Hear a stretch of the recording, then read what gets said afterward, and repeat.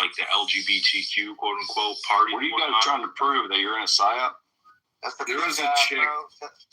I'll share something with you guys. When I was there last year, there was a redheaded chick, and I'm not gonna say her name, that like started hitting on me towards the end of the night. I like that. Her name might be the same as mine. And she started hitting on me towards the end of the night, and it did kind of catch me off guard, right? Like he did.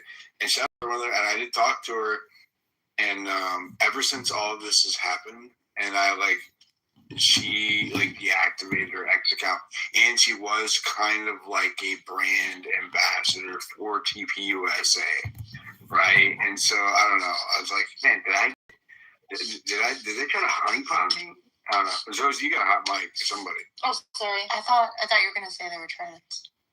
No, I'm not talking to a trans person. See, all these people actually use greed or lust to fucking buy a man. I mean, that's what Jezebels do. And they're hired by these entities. I do appreciate them sending a white woman redhead, though. I did like that. I just wasn't that interested. I'm too busy, right? I'm not that interested, so.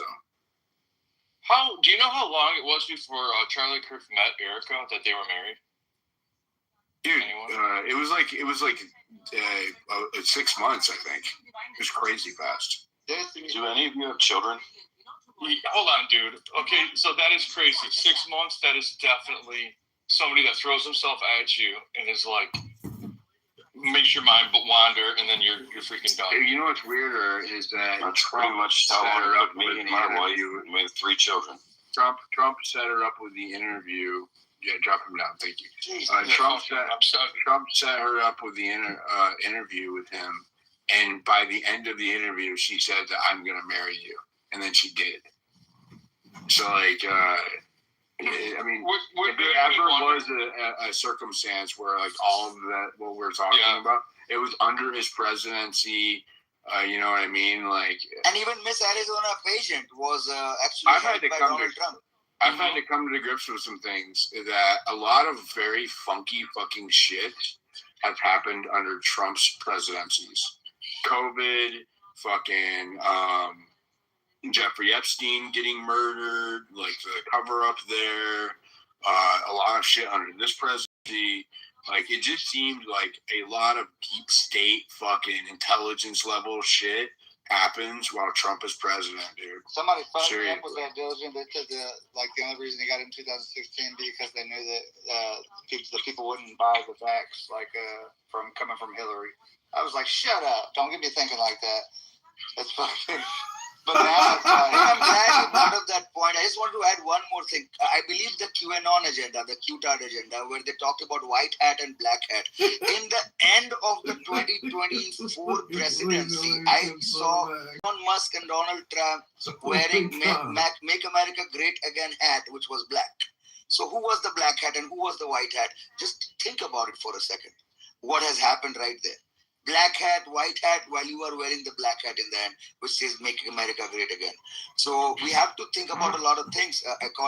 Even Erica Kirk, Miss America or Miss Arizona pageant handled by Trump, then she hugs Trump and kisses Trump right after the death of Charlie Kirk, the way they were commingling as if like they have had a few sessions before in the past. And they were like, okay, back to me again, baby. Something like that. They got something in common, though. Break the law again. The grin on his face was something else. Kumar, what do you think about Candace? You don't want to know all my opinions in one night. I just started this space, you know what I'm saying? I do. Actually. I do want to know. Let's wait for a while. I mean, you don't get all the fucking, you know what I'm saying? In one go, you gotta wait for it. It's not very often that we get Let's wait for people to wait for Kumar to talk again. Go ahead, stuff like Kumar. that. We're all interested. Man. I think I'm too schizo for this shit. Because I'm sitting here thinking like, well, Erica Kirk, that sounds a lot like America First. Are they fucking with us with the syllables? She went to this. Look where she went to college. Hold on 1 sec, Coyote. So, dude, you know what's so funny? I thought of that too because I saw America and the AM was cut off, and it was Erica. I'm like, I think messing with our heads. Look at that shit I put up in the jumbo. She's got her own website, right? And she books fucking like social medias. Like she's an entertainer. It's fucking weird. Then she's got pictures. She went to Jesuit school. Wait, is Erica Kirk JonBenet Ramsey? That's my theory. Holy shit. Erica's cooking JonBenet Ramsey. No, she is so gross. I thought of that yet. That thing, I remember. You can't do that to my face tomorrow, Destiny. You can't do that to my face tomorrow. I'm obviously reserving it for this cool ass space. I wasn't gonna use it for serious space. Like, come on. Put it in the jumbo. Hey, I just wanted to stroke my ego a little bit here. Just one thing. You know, back in the days when I called Erica Kirk a Jezebel, people were sending that recording to all these MAGA type spaces, saying, "Look what Kumar just said. You guys still gonna allow him to fucking talk?" Here I am today in a recorded space saying the same fucking thing, and all these MAGA tards are literally laughing along with me, and a lot of them are agreeing with me. So this is what I'm saying. Do not get your thinking locked in a certain way. Tomorrow you may end up believing in aliens and all these things after this Atlas 3 fucking thing comes into play, and you may think that there are extraterrestrial entities or demonic entities which has influence over us, and we are just a fucking puppet.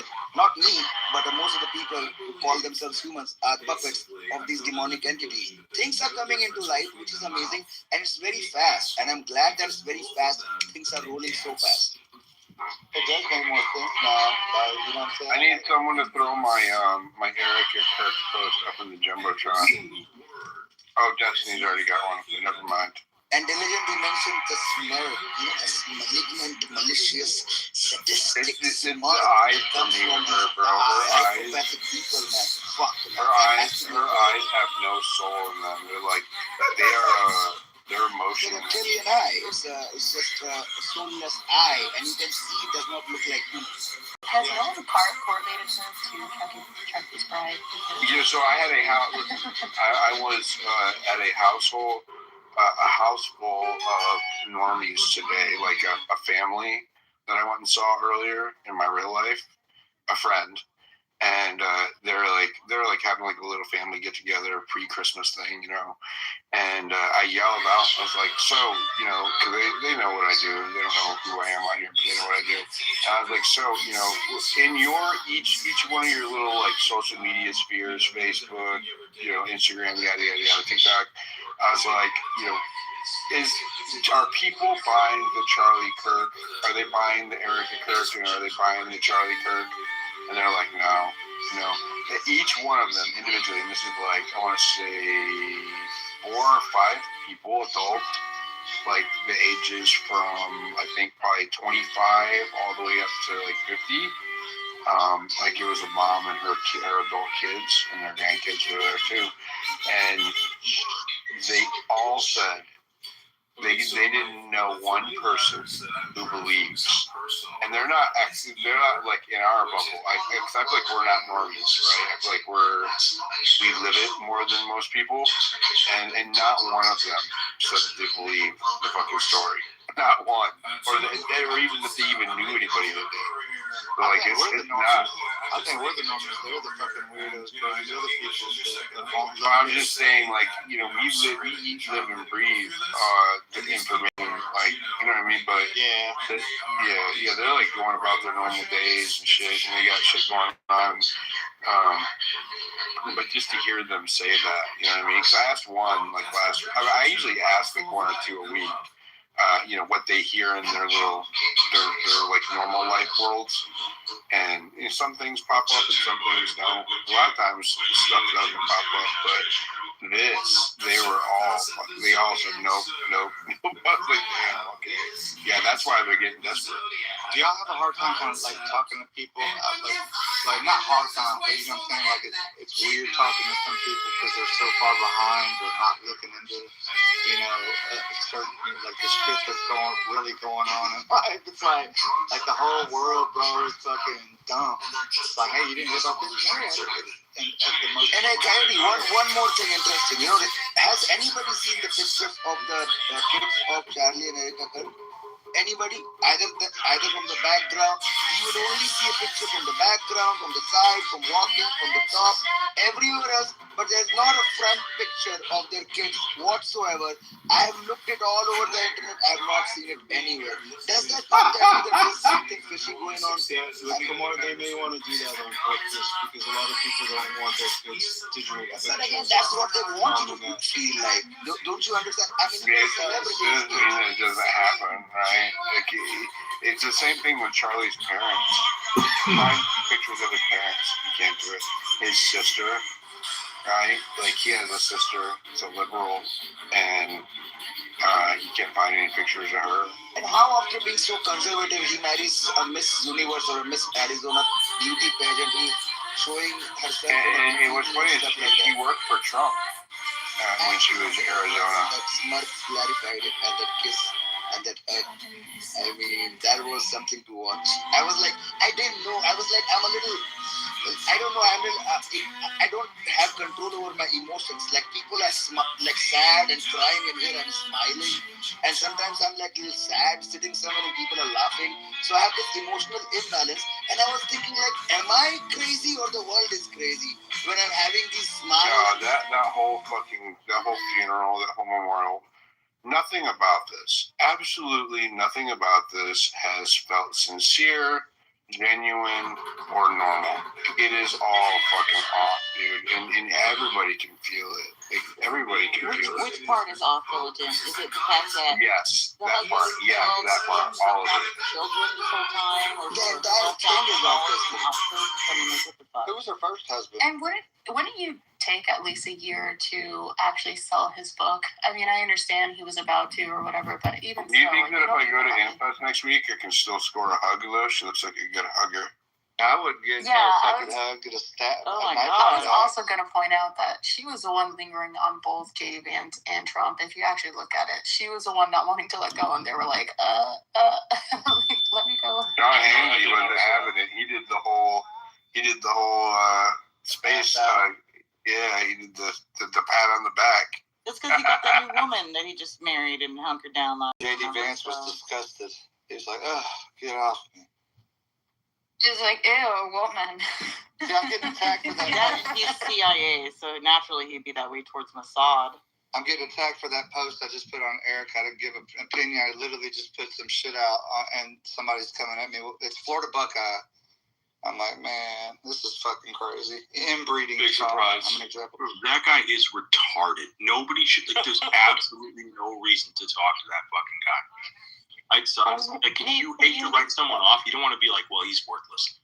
But it is worthless to spend a second He talking gets about it. kicked out of Stealth Steven, bro. It's like Florida Buckeye. Florida Buckeye. God, Oh, that is retarded. Like, he's in here questioning Wait, whether who? or not. Oh, that guy. He's drinking. I did a debate. He wanted to debate me for a while, and then he came shit-faced. I was like, bro. Oh, your buddy Mitch came in. And here? And bring out. We're trying to find him some room. Wait, is Chai here? I see her. Yeah, I brought we were gonna do this all over here. Coyote. Sorry, guys. I kept hugging babies this week, so I'm losing my voice again. Oh my god. Anyways, Lune, I thought you did a really great job. Kind of holding the line about why it's important for Caddis to keep asking questions. But I am losing my voice because I can't help it. When the cuties come through, I hug them, and then they always get me sick. This is Are you talking about And this? Chai, Coyote, to your point, and Kumar's point, I really feel bad for Charlie's kids, though. I mean, they've lost one parent. Right. They've lost one parent, and now the other parent is out on a tour.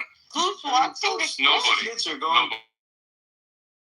But there are no kids. So I believe there are no kids.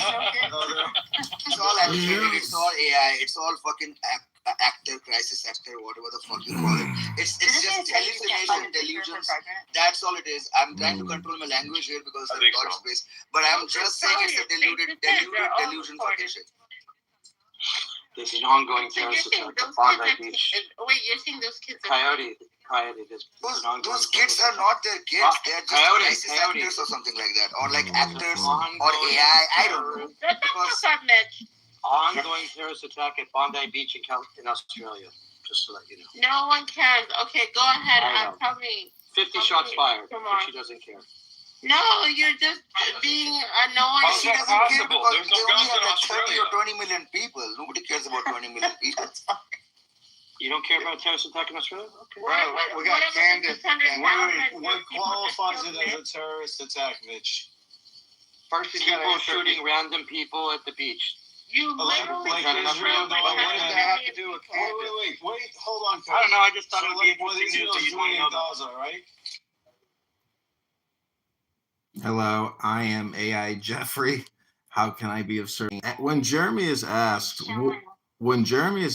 what is it that you like about Clown House? He says, I come here for the entertainment because I get to talk to minorities, because I would never get to talk to minorities in my everyday life.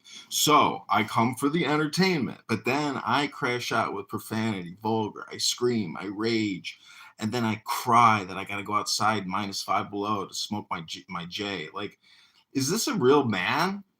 How is this guy semi-successful? Then he talks about how people invested in him, helped him, and his mentors. It's like, dude, I mean, I don't know what to tell you, but like, if it's working for you, it's working for you. But I'm a member of what's called a book club. I read books. I create music with books. And listening to never-ending conversational hypnosis, because I think you really have to start looking at it from like a language communication theory perspective of what's happening in these rooms. Conversational hypnosis is real. And when people are just like a bunch of birds in a bird cage or in a tree, they just start chirping and they never stop, but there's no real intelligence in the chirping. So there's too much friction, too much signal noise, and not enough actual intelligence being transmitted through these conference calls.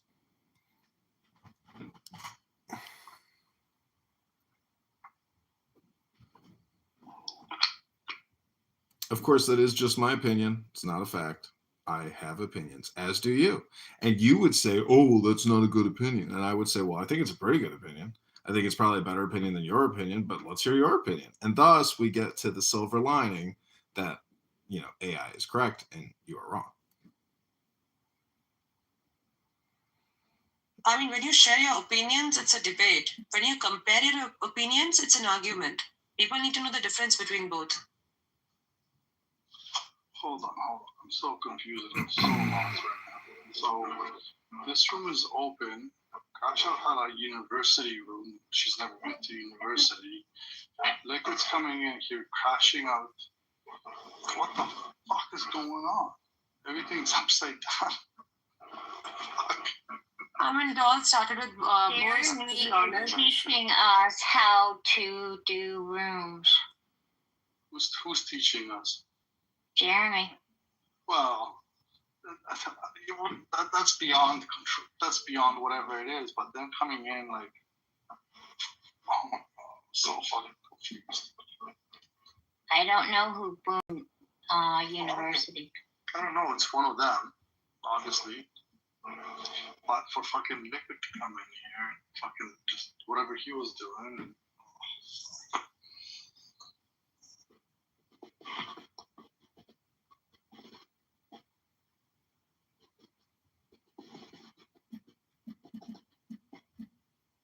Yeah, Raven, don't worry about it. Yes, please don't worry about anything that's you're seeing here tonight because you don't know. That's why I chose not to speak, because I'm a newbie. I mean, the foundation of the ape house, certain people are the ones who started it, have been together since the beginning, so it's not my place to speak. The reason I spoke was because I spoke to Jeremy after ages, and he was very upset. Ravens, you need to stop. Yeah. You really need to stop. You did nothing. Whatever's happening is between them. Okay. It's got nothing to do with you. You don't have to apologize for anything. You're gonna excuse yourself because you did nothing to have a conversation. Okay. So don't worry about it. Because that was the most fucking unusual thing I've fucking seen in a long time.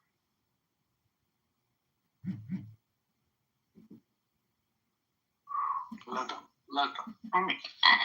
Wow. I'm seeing things that I never would see. Mm-hmm. And now it's not midnight hour. It's Crash Outs University. Well, I want to welcome back everybody to their first semester here at Crash Out University. This is just an introductory course, and it's preliminary to the full Crash Out sessions that will be coming. Now, as you will notice in the forthcoming minutes, there will be a lot of emotional friction. People will appear like out of the thin blue air, and crash outs are near. The emotional rage is there in the psyche, just waiting to spill out into the floor of the Talking Apes. And, again, Jeremy's here for the entertainment. We want to make sure he gets his maximum entertainment, and he interacts with as many minorities as possible. Welcome to your TAL evening session.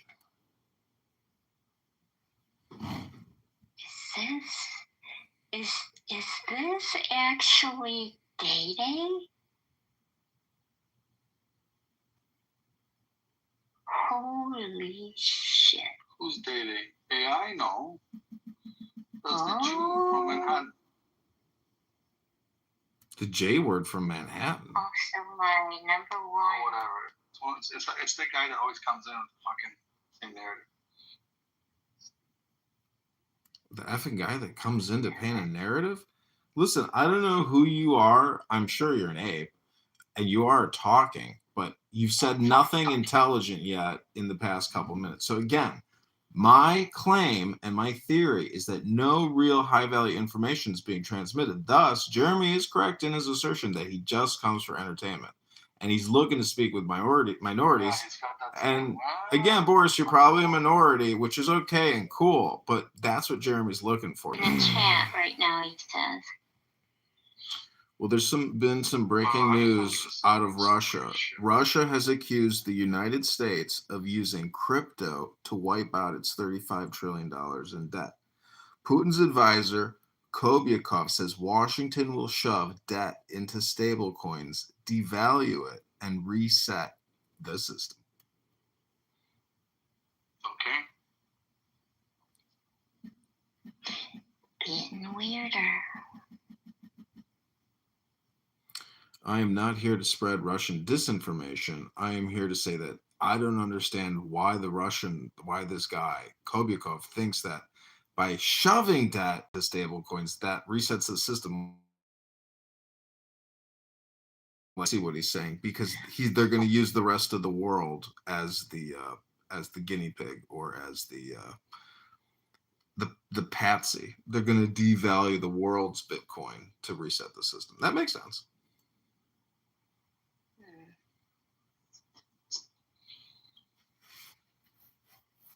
And then anybody that has Bitcoin is gonna go ape shit because there's no value to it no more. Well, you know what happens. Have you ever seen a monkey? Have you ever seen a monkey in a cage throw out shit at somebody, outside of the cage? Yep. Well, it's the same thing here in Talking Apes. Somebody in here eventually is gonna sling some shit out of this room. It's coming, or sling it down into the goo. I mean, at this very moment, I might pick up a giant turd and throw it at Jeremy and say, "Here, Jeremy, catch." And then when Jeremy catches this giant, slimy, wet, steaming pile of diarrhea turds, he's going to take a big, giant whiff, and he's going to say, what is the most Jeremy thing that he says? He says so many things over and over again. Anyways, Jeremy, I hope you like your turd. Your entertainment turd that you were looking for, that you like to smell.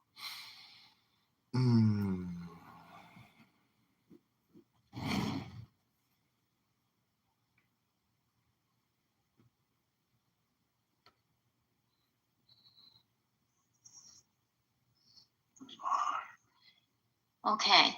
Did you read what he said, Boris? No. Read what Jeremy says.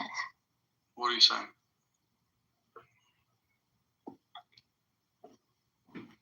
I'm working on that. Oh, okay. He says leaders boom when needed to keep the replays, please. Thanks for your help tonight, guys. For sure. When was the room even open? Well, so this is a recent room, isn't it? Is there another room open? Liquid never came back. I can't see it, but Christian might be there. Somebody that's got me blocked. I think Jeremy did mention that there was a room open, but he's blocked or something. I think so. Okay. Oh God. Seems like crash out. Well, congratulations, Kaiser, man. That's a big I don't think they step have to another room open. What the fuck's going on? I don't know what the hell's going on.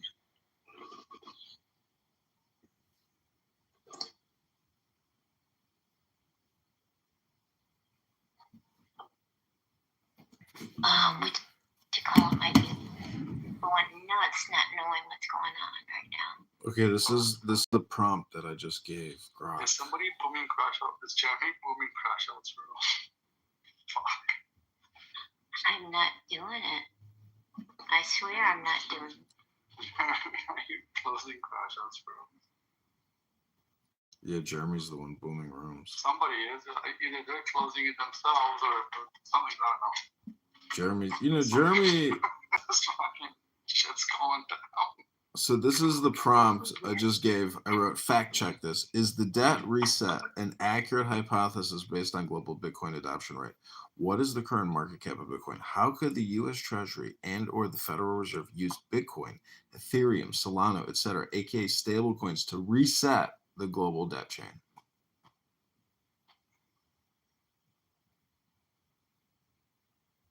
Oh, you was asked to?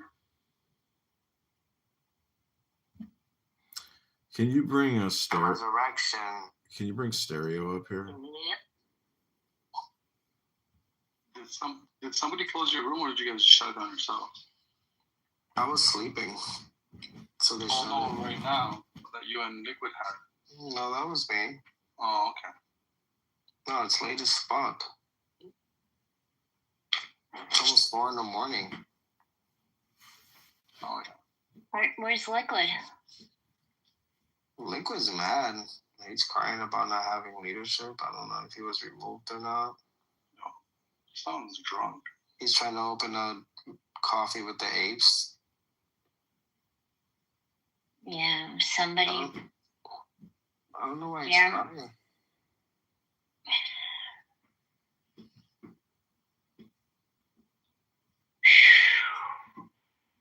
All I know is that you guys are leaders, so start opening rooms and building. I was homeless on break today, and there's a replay that I had to make to raise awareness that there wasn't a room open with all these new leaders. They didn't have the room open for the whole day. I sleep during the day. I open rooms when I can. Sometimes I wake up early. Sometimes I don't. Yeah, but the replay's too many leaders and TA not enough leading. I had to open that just to leave a message because we can't write in the TA chat. So we can't put a message out saying, hey, somebody open a room. But they had a room open since almost the morning. They had a room open when? Since like at least 1 p.m. because it's 10 No, it wasn't in the morning.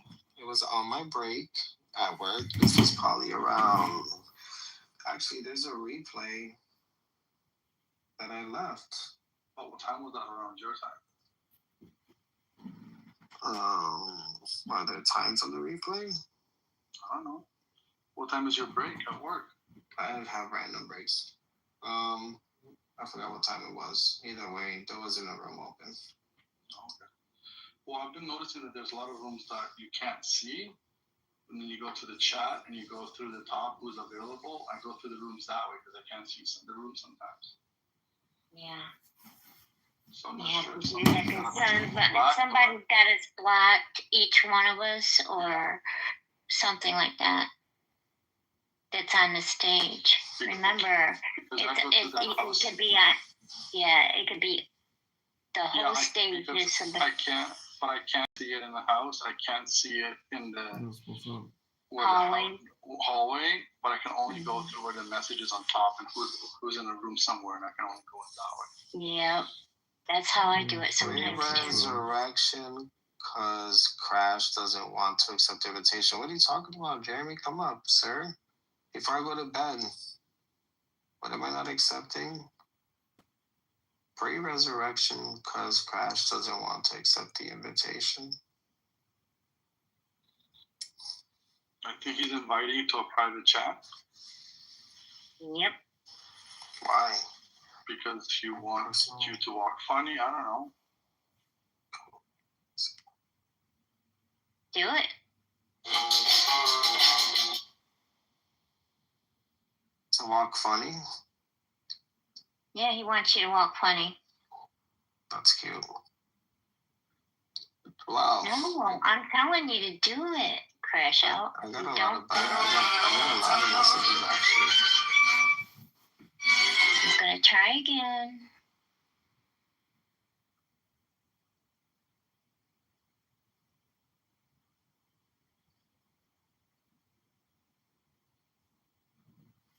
You won't be disappointed. Do it. No, I saw it.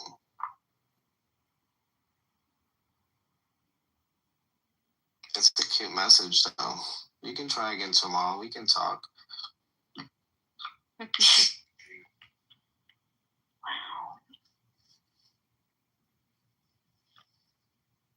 Young people we spoke with tonight.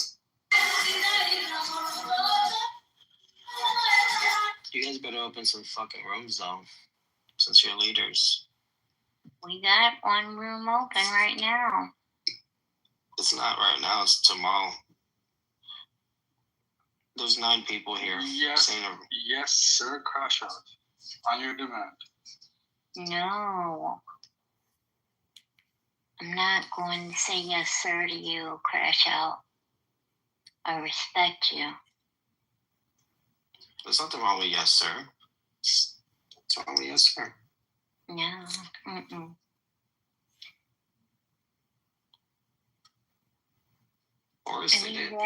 I leave that to the admins and the leader of the house. What to say yes, sir? Mm-hmm.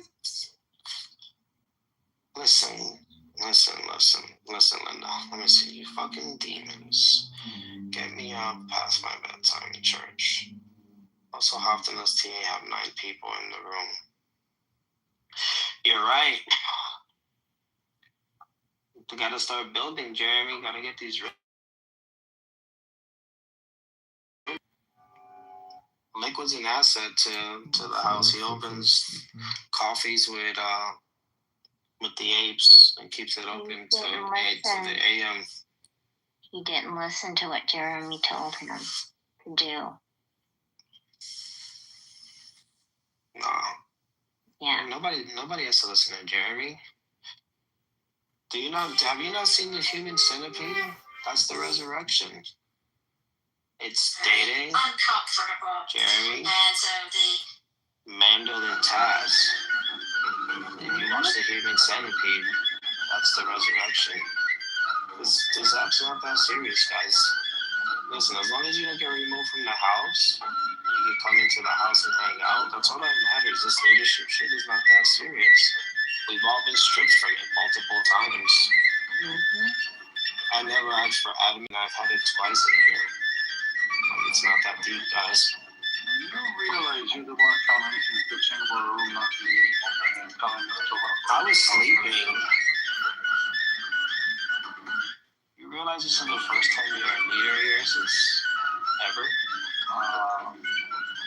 Yeah, no, that's right. I was here longer than you. Since ever? You can admit it. It's fine.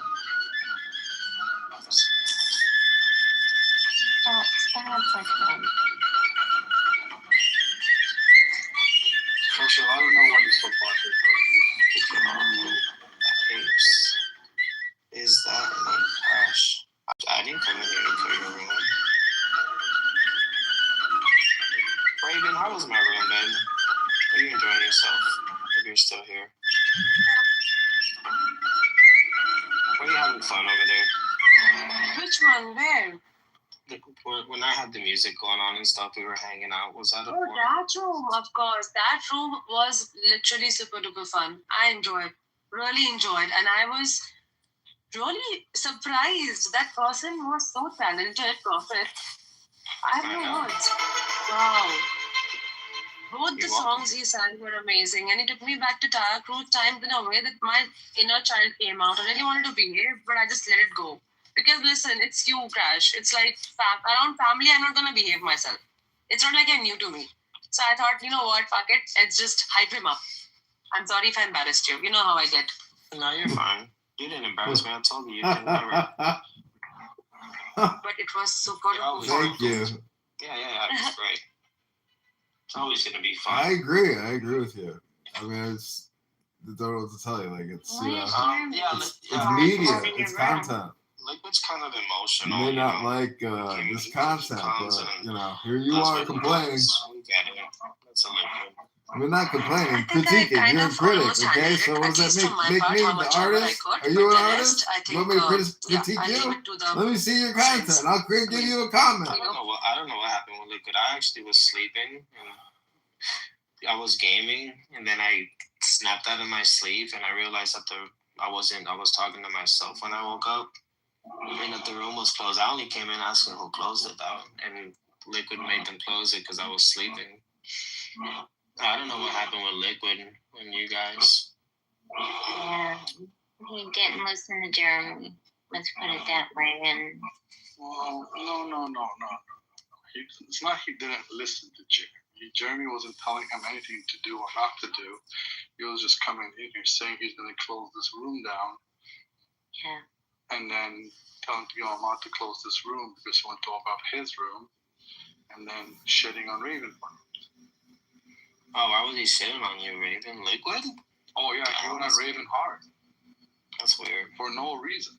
Just like telling him to shut the fuck up, and it's just weird shit. It was really weird. Unusual. Yeah. People get emotional when they lose privileges in the house. But sometimes they just take it out on everybody. No. This is before he lost any privileges. He came into our room. Yeah. He came into the room I had open and was crashing out on me and Marco there. And we're like, what? What are you crying about? Yeah, but this is before he lost any privileges. Yeah. Well, I don't give a fuck. That's him. That's his problem. If you guys want to build a house, you have leadership, just open rooms. I don't want to be homeless in the hallways. If I'm at work, I'm not opening a room. I can't do that. Well, I'm up most of the night, so. But sometimes I do get up in the mornings. I'll open a room and have. Pick a time. I suggest. That's what I suggest. I'm sure that the leadership titles are given for people to open rooms, not just to have the title. It's kind of weird. There's so many leaders right now. There should always be a room. Even Tada's a leader. Does she even know that? AM? I thought you was a name in Kaiser. Hope you don't turn that down, dude. Kaiser. Let me see. Hold on. They keep booming his fucking accounts, though. I know. Well, listen, the resurrection of the apes is going real fucking shitty so far. I thought this was going to be a big deal because we got the OG back, which they should have all came back a long time ago.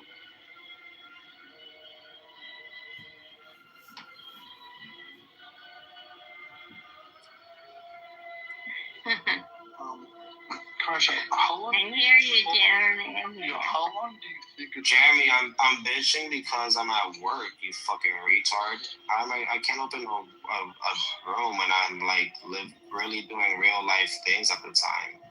So when I come on the app on my break from work, I expect the room to be open with all these people here because when I'm not working, I do have a room open. Do you listen to yourself right now? I'm going to repeat what you just said. I'm at work in real life. Yes. And when I come on here on my break, I expect to have a room open. I don't expect it needs to be open. Yes. The fuck? That's what a leadership role is for the rooms to be open. What if other people have real life things to do too at the time, and that's why the room is Then not clearly they need to find out of the 7,300 plus people in here, people that are dedicated to opening rooms to become leaders and not a bunch of fucking retards that can't open rooms and want to just have a title. Who are you calling a fucking retard? Well, the shoe fits. Yeah, wear it. Wear it, Crasho. You're calling yourself a retard. You realize that, right? Because you weren't. I do not realize that. When I am not working, I open rooms every day. Do you realize this thing just started like a day ago? How long do you think it's going to take to slowly rebuild this room? Do you think it's going to happen overnight? It happens as soon as you get the title. Literally. Why? Like it's been you're a leader now, so tomorrow you're opening a room, right? Sometime tomorrow. If I come another time and there's no room, yes, I'll open up a room. Okay, so there should be no reason why there's no rooms then. That's all I'm saying. I don't know why that's hard. I don't know why that's hard to comprehend. You're really not the smartest cookie in the world, are you? It should be rooms open. There's 1, 2, 3, 4, 5, 6, 7, 8, 9, 10, 11 people here with the leadership with roles to open rooms. 11 people. So 11 people would be busy all at the same time, so no room would be open. That's what you're saying, right?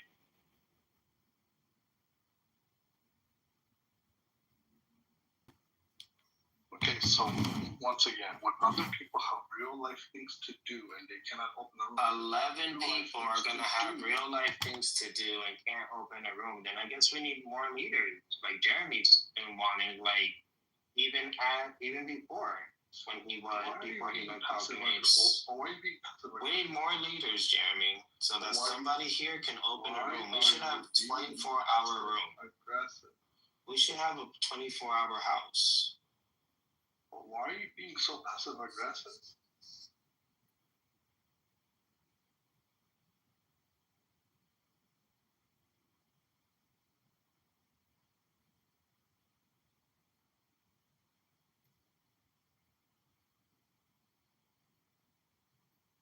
Hello?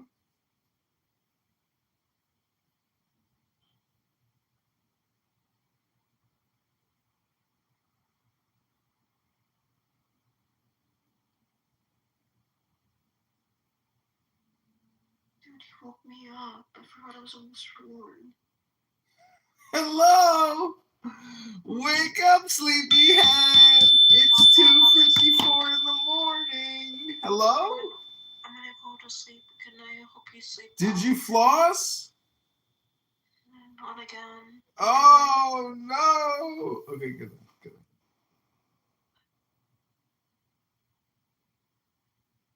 You're a Lali fan, right? Yeah.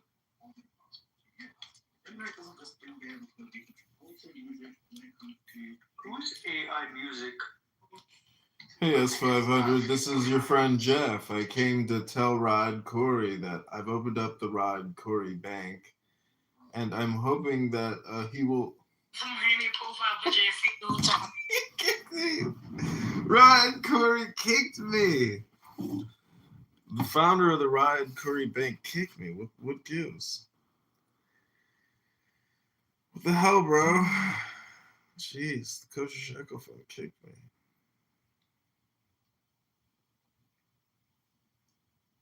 The room is just left with people doing as they please. What are you bitching about? You're so passive aggressive, it's not even funny right now. Well, sometimes I did that, crash out because I'm just repeating what they I were saying did that, so about years. I'm stating my truth.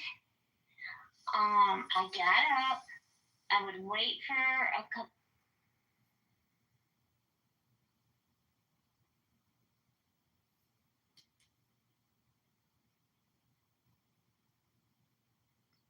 Hello. Can you hear me? It was gag before I get that back. She went to the police. It just said that, according to what you just read, it said that when the Messiah comes, there will be world peace, right? And you have you read the Bible? When the Messiah comes, it's gonna be world peace. Towards Jesus specifically coming back after, like the resurrection and shit. Let me answer that question. I don't believe it. You don't believe it does? Oh, okay. Well, no, I said I don't believe in the New Testament. Oh, you don't believe in the New Testament? Well, let me rephrase my question. In the New Testament, does it say such? That's a circular argument. I don't care. That's a circular argument. I don't care. You have to prove to me from the Old Testament that the Messiah is going to come. Look, I can't do that. GG's, you win. Congratulations. Okay. Are you a religious Jew? Correct. Yeah, I'm Orthodox. That's what you're asking me. I want to ask you some questions about why some things are in the Old Testament. That's fine. I probably know what you're going to go to, but give me a second. I just want to finish with Mute. So me and you can agree that Jesus didn't accomplish world peace, right? We can actually say that Jesus, many wars happen in the name of Jesus. So this is not the idea of the Messiah that the God talks about. In the New Testament, right? Because right? Correct? I read and studied it. I believe in the New Testament. It's a book of fables. What you just said, it's easy. It's not hard. Don't make it hard. No, it's all yours. That's the question. What you just now let me ask it again. You obviously don't believe in the New Testament, correct? I said that for the third time now. It's a This book is of the Rod fables Corey and Shawarma's lies. Lava Sword story. Oh my God, fourth time. You obviously don't believe. It's just like I believe in things could be answered in yes or no, format. That's just me. But again, you obviously don't believe in the New Testament, correct? Correct. Okay, well, so whatever my argument is to you, it won't kind of hold, any, you know what I'm saying? Because obviously, from my understanding, Jesus did in the New Testament did fulfill the law, which you said he didn't. But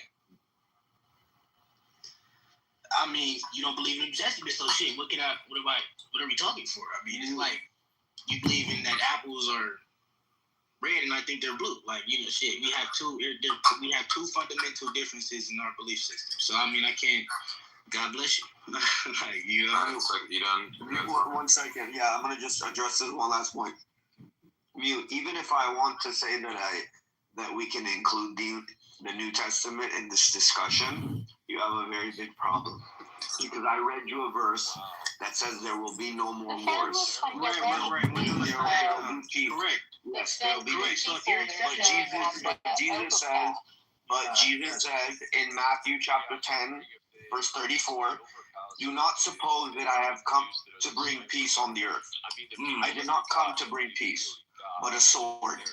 So I'm sorry, even the New Testament will testify to the fact that he didn't do this. So you mention the New Testament when it supports your point, but you completely reject it when it's it doesn't. I'm saying that even if you want to use it, it won't work for you. Is what I'm trying to say. Okay. Did Jesus exist? I told you it's a book of fables and lies. No.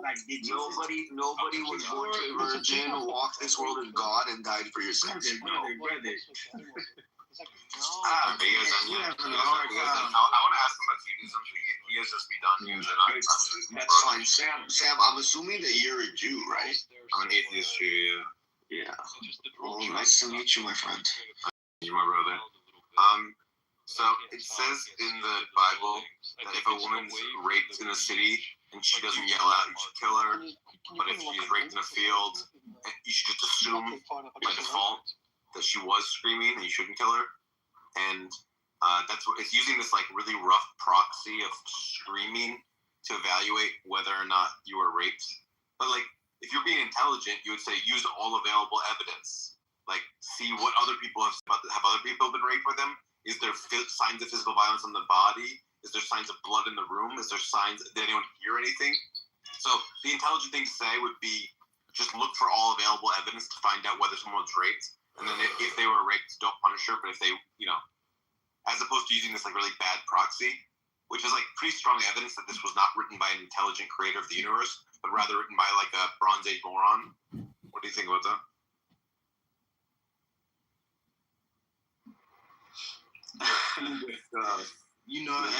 It seems like you have very, very strong opinions about some certain things in the Tanakh. Can I please ask you to go to the chapter of the verse so we can read it in its context and cipher if it's actually like what you think? Is that okay? We'll do that. Yeah, of course. So tell me the chapter. This is in the Bible or the Tanakh? This is in the Torah, the Old Testament. Both Christians and Jews suffer from this problem. Well, he Old Testament though, so that's his shit. Hey. Yeah, no, it's Christians reading the Old Testament too. I'm not Christian, by the way, but that's his shit. Hey.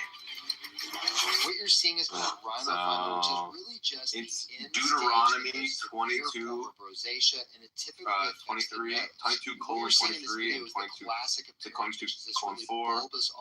And let's just take a gander at this. Vessels called telangiectasias. It also looks very waxy and pitted, giving it the typical name called podarage, or it looks like an orange peel. Therapies will range from topical therapies, which tend to not work that great, to something more invasive, such as just using a scalpel to excise it, or electrocautery, specifically something called a loop cautery that basically takes the top layer off. And then finally, what you're seeing in this video is CO2 ablation. None of these are really amazing at doing it, but a combination of all of these can give a beautiful result that will last a very long time, although recurrences do occur. What about baby mama meatball at? Notice my criticism on the people. Bitch, I'm trolling y'all. Shut up, y'all.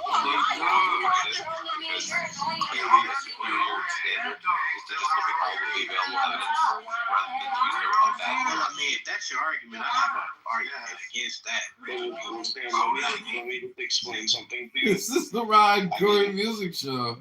I'm sure you know that as an Orthodox Jew, I believe that there are instructions to these instructions. Hey, Rabbi! Welcome to your music show. So I'm assuming that when you're taking me to this verse, I'm about to Mr. Corey, good to hear. So glad you're here. Did you see all my rooms in the Kosher Shekel Fund? I started a new bank here in Chicago called the RK Bank, named after this great analyst. Moses taught us, and not taking things at literal face. Abby, Rabbi just ran in and ran out. He's upset that the Rod Curry Music Show, the Rod Curry Bank, the Rod Curry brand is exploding. It's the fastest growing shawarma stand in America. It's called RK Shawarma, named after my friend Rod Curry. Absolutely. Then there still becomes the problem of why would God allow there to be? You wouldn't believe it, Abby. This girl texted me tonight. Broke up with me 2 months ago. She texted me tonight. What are you doing? Be written into the written Torah directly. Mr. Text message. Saturday night booty call. I got booty call and I missed the text. God does say in Leviticus chapter 26, verse 46, you can pull it up in the original Hebrew and read it, that there was Torot. So Torah implies one, Torot implies more than one. When you're asking why, I know, I gotta go sleep. 3 o'clock's my cutoff.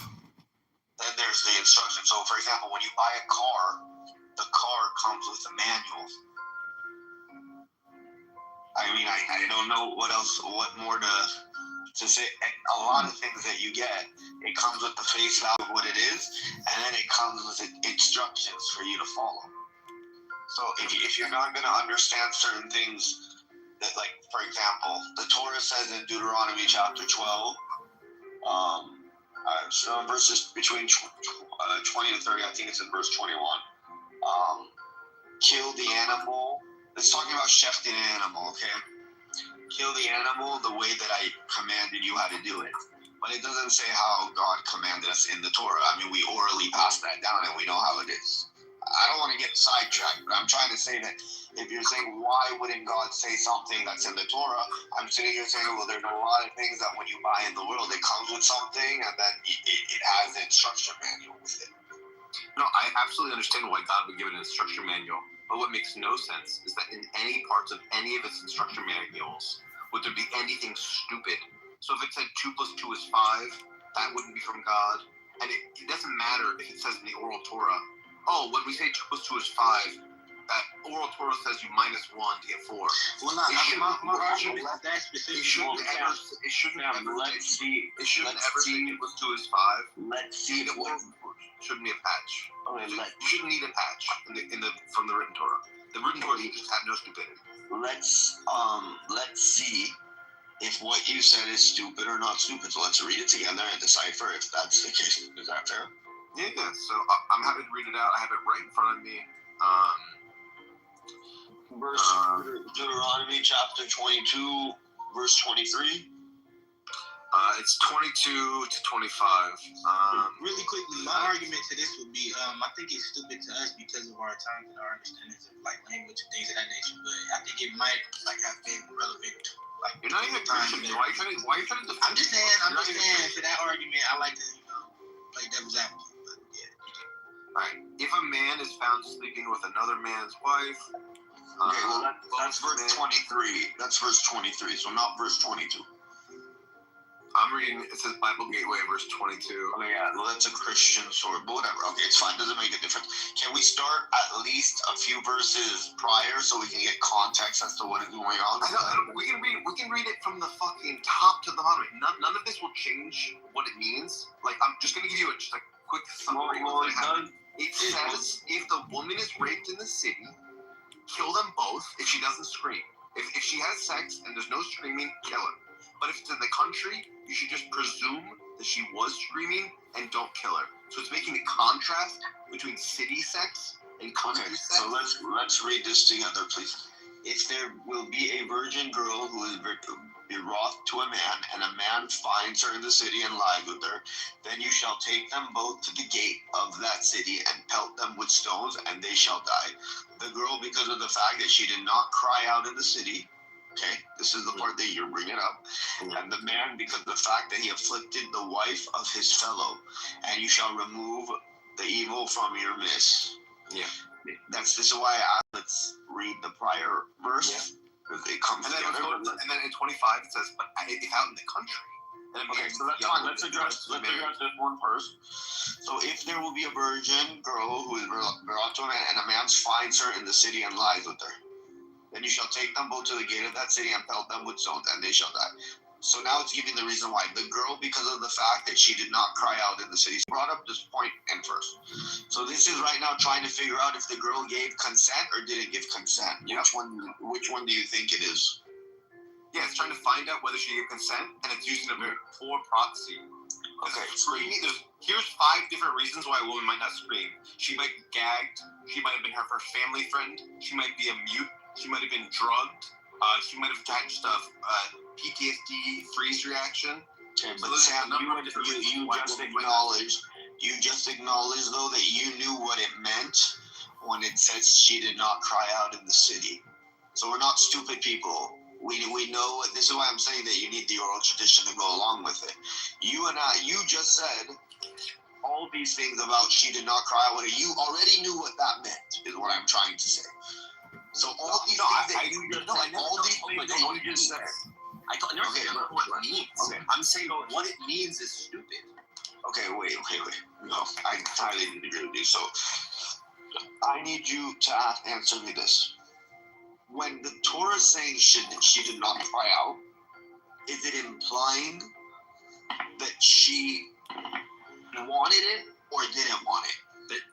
If she didn't cry out, it's implied that she wanted it. Yeah. Okay, perfect. Okay, so we understand that. Now we got to go into the debt, which is not here, onto what it means if she wanted it or she didn't want it, and how she should have acted or what she should have done to try and make it known that she was being attacked or not attacked, and what, all these things. Okay, so we understand.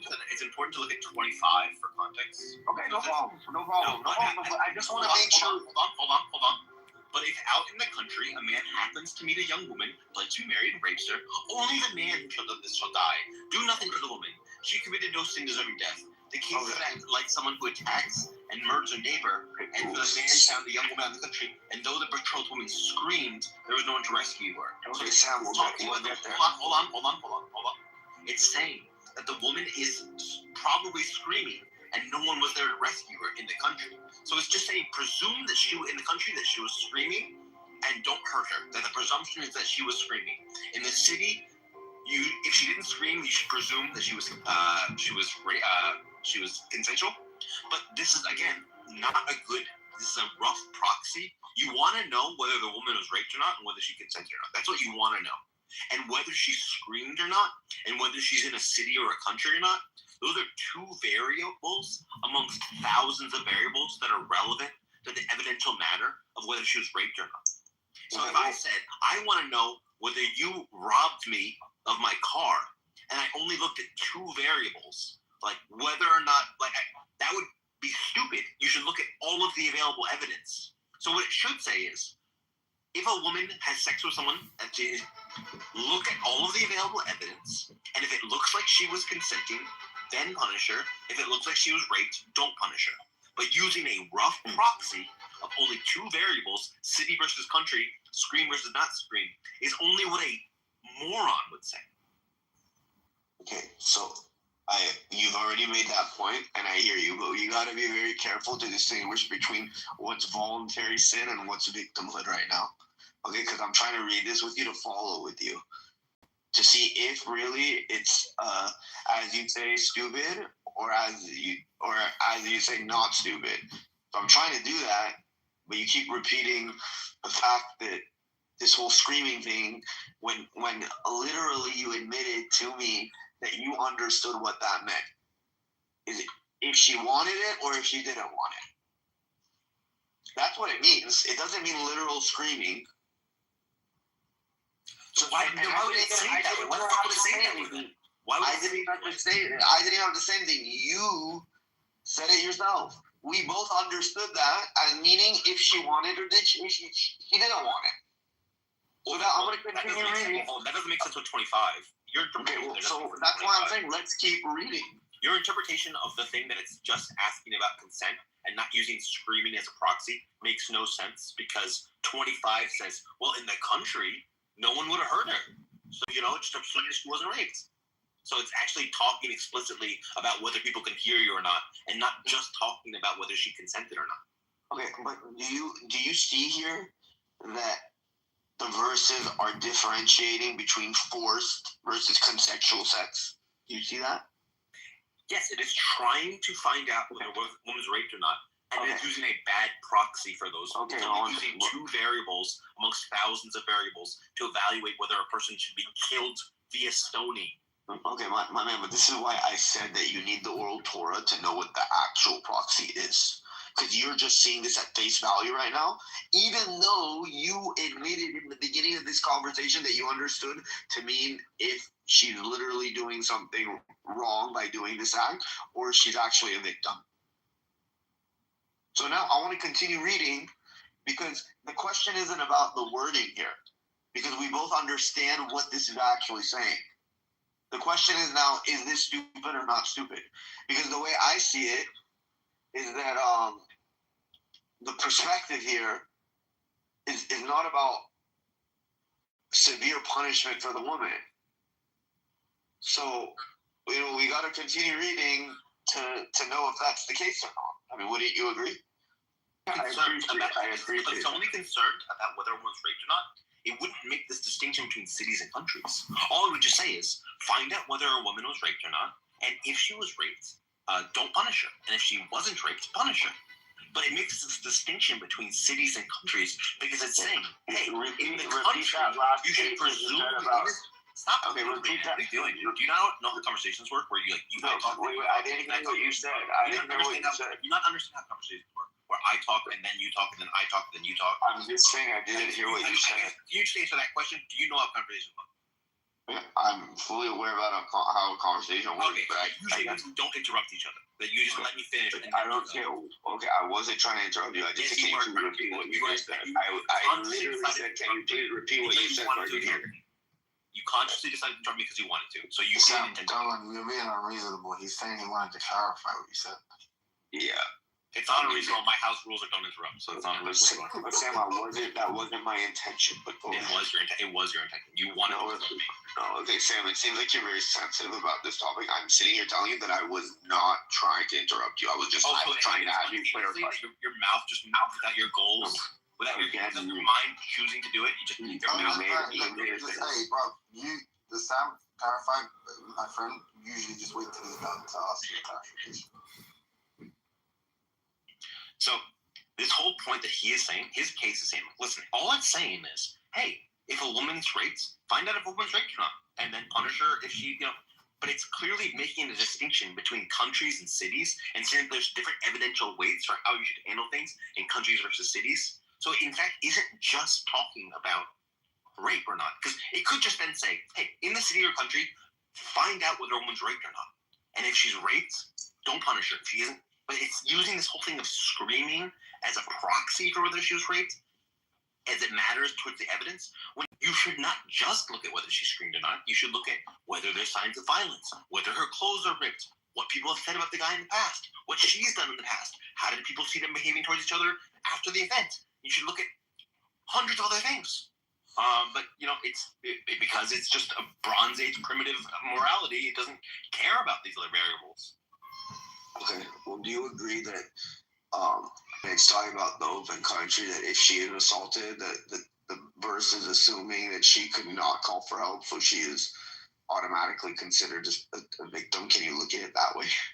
Yeah, it's what it's saying. Listen, presume that she's innocent in the country. But a woman could lie about being raped in a country as well as a city.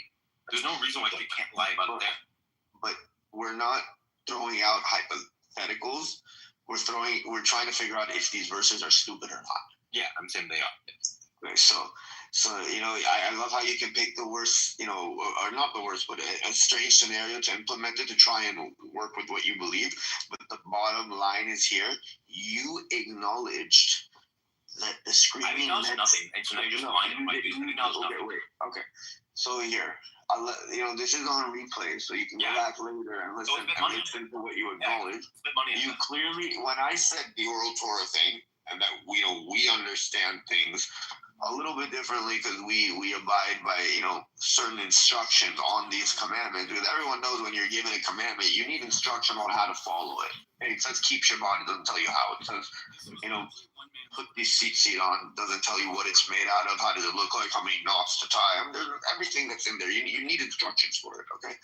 So it's simply this chapter and verse. I'm saying you need the instructions. When I went to the interpretation part of the screaming, I didn't have to say anything. You yourself said what the oral Torah is saying. I mean, you yourself said this verse was stupid, so you had already acknowledged. I didn't say this. You already acknowledged that this verse was stupid. I'm trying to fight. We're going. I don't know what's going on here. I'm trying to fight. You 100% acknowledged it, and the replays are on. That you. Do you agree that the context of we can both dishonestly talk about what each other they acknowledge? We both dishonestly lie about what. Okay, Sam, here. Let's just. It turns out it's easy to just lie about what was acknowledged. I didn't realize it was so easy to do that. Can we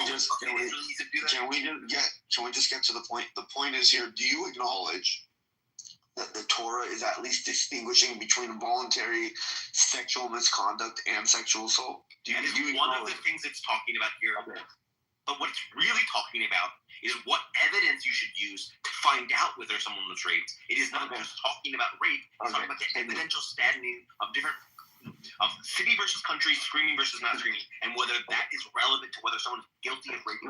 Okay. Well, I answered that part by telling you that if you go into the Talmud, you'll see what it means by the woman's actual consent and intent.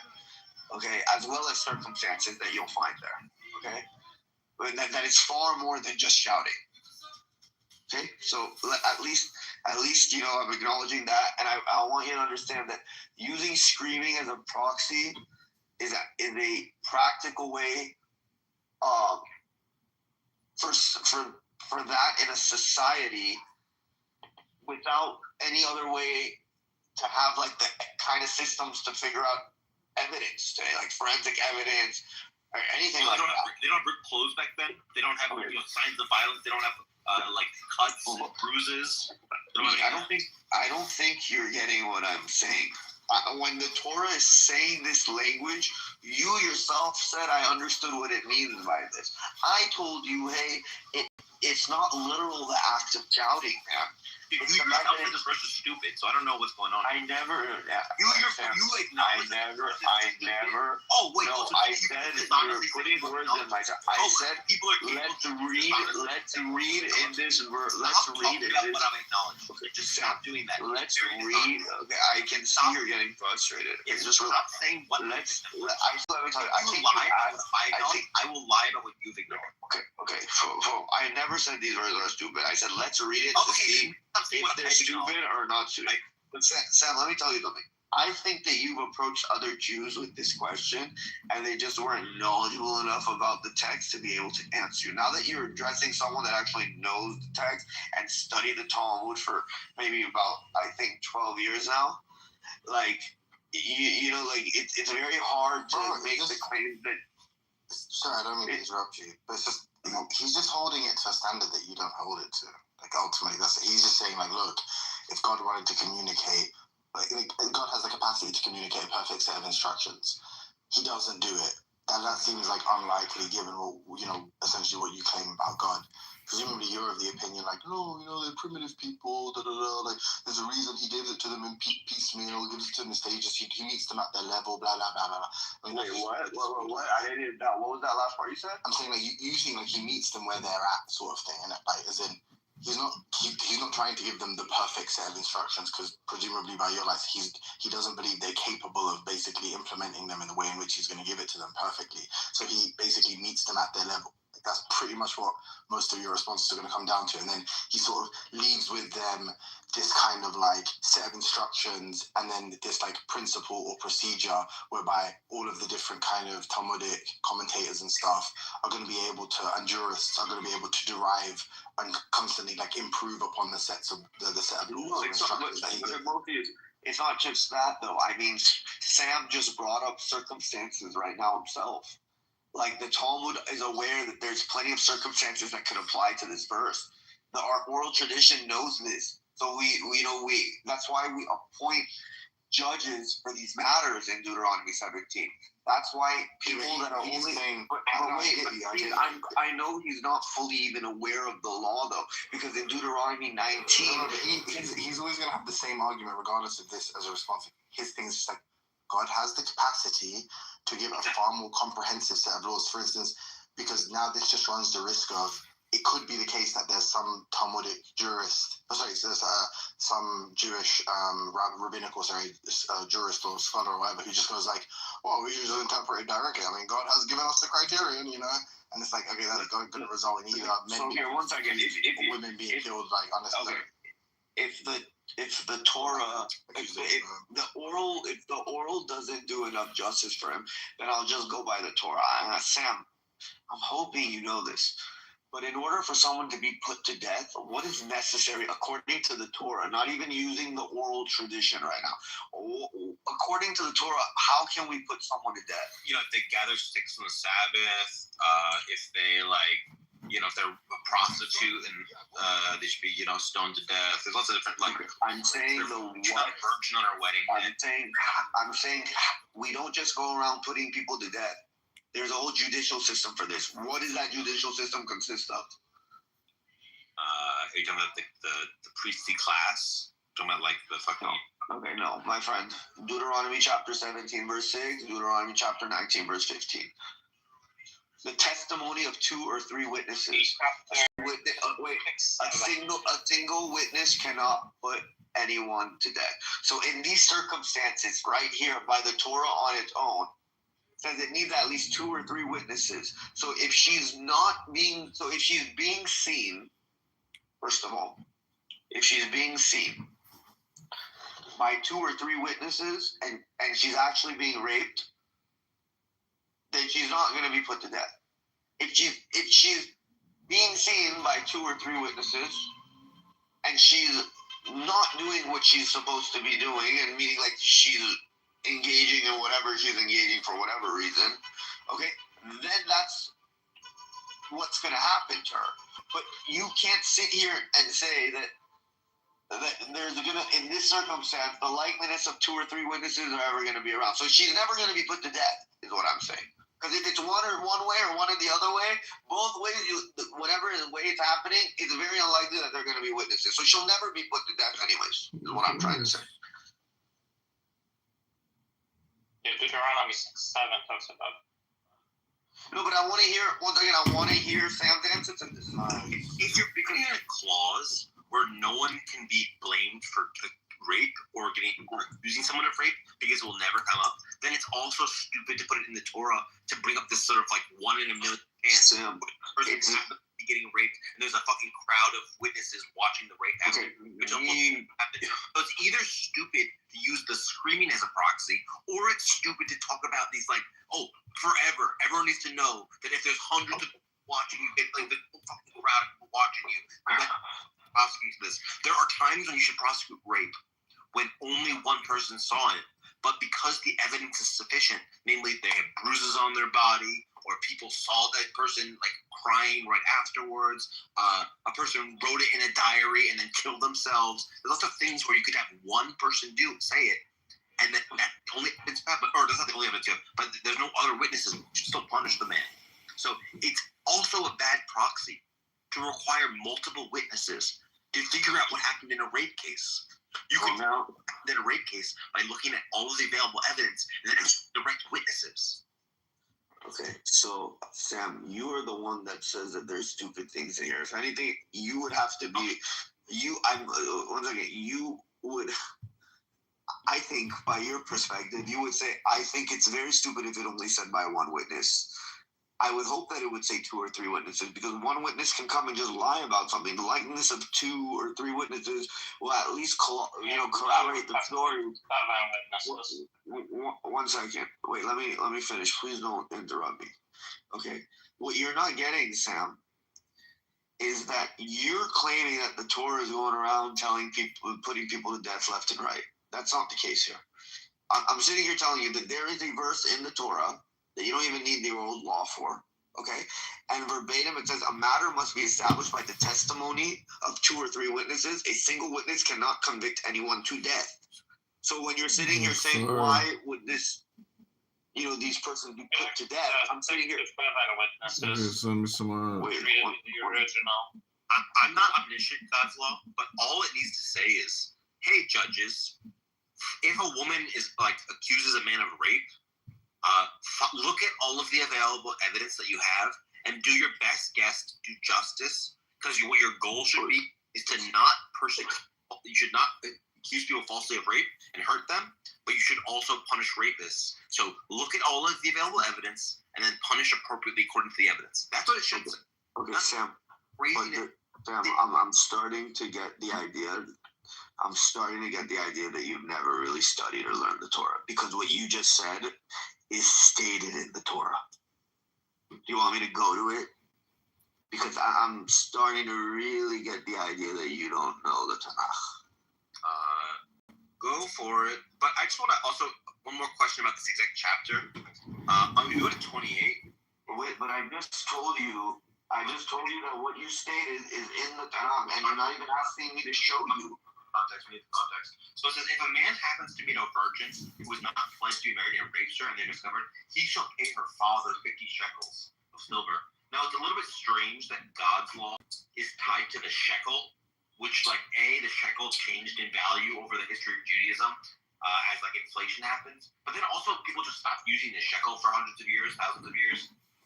It could be weird that God's law would be tied to the currency usage of a particular currency in a particular region of the world. A little bit strange that God would his eternal law would be based in a sort of currency that like deflates and things like that. The shekel might have been awarded way more in the past, maybe like 6 or 7 shekel would have been awarded. One second, guys. This is getting all over the place. You know, Sam just made a statement, and he would say it would make sense if the Torah would say something like this, and I'm telling him that I really don't think he's read the Torah because he's making a statement that if he read the Torah, he would know the Torah does say it. So let me take him to that verse. Talk about the shekel before But no, you see, but Sam, let me tell you what you're doing. You're literally trying to critique the Torah without understanding it. Yeah, I just want you to comment on this exactly. No, okay, wait, no, Sam. After the line. Sam, this is, Sam, look at, as an atheist, the comments that are eternal for the people, that's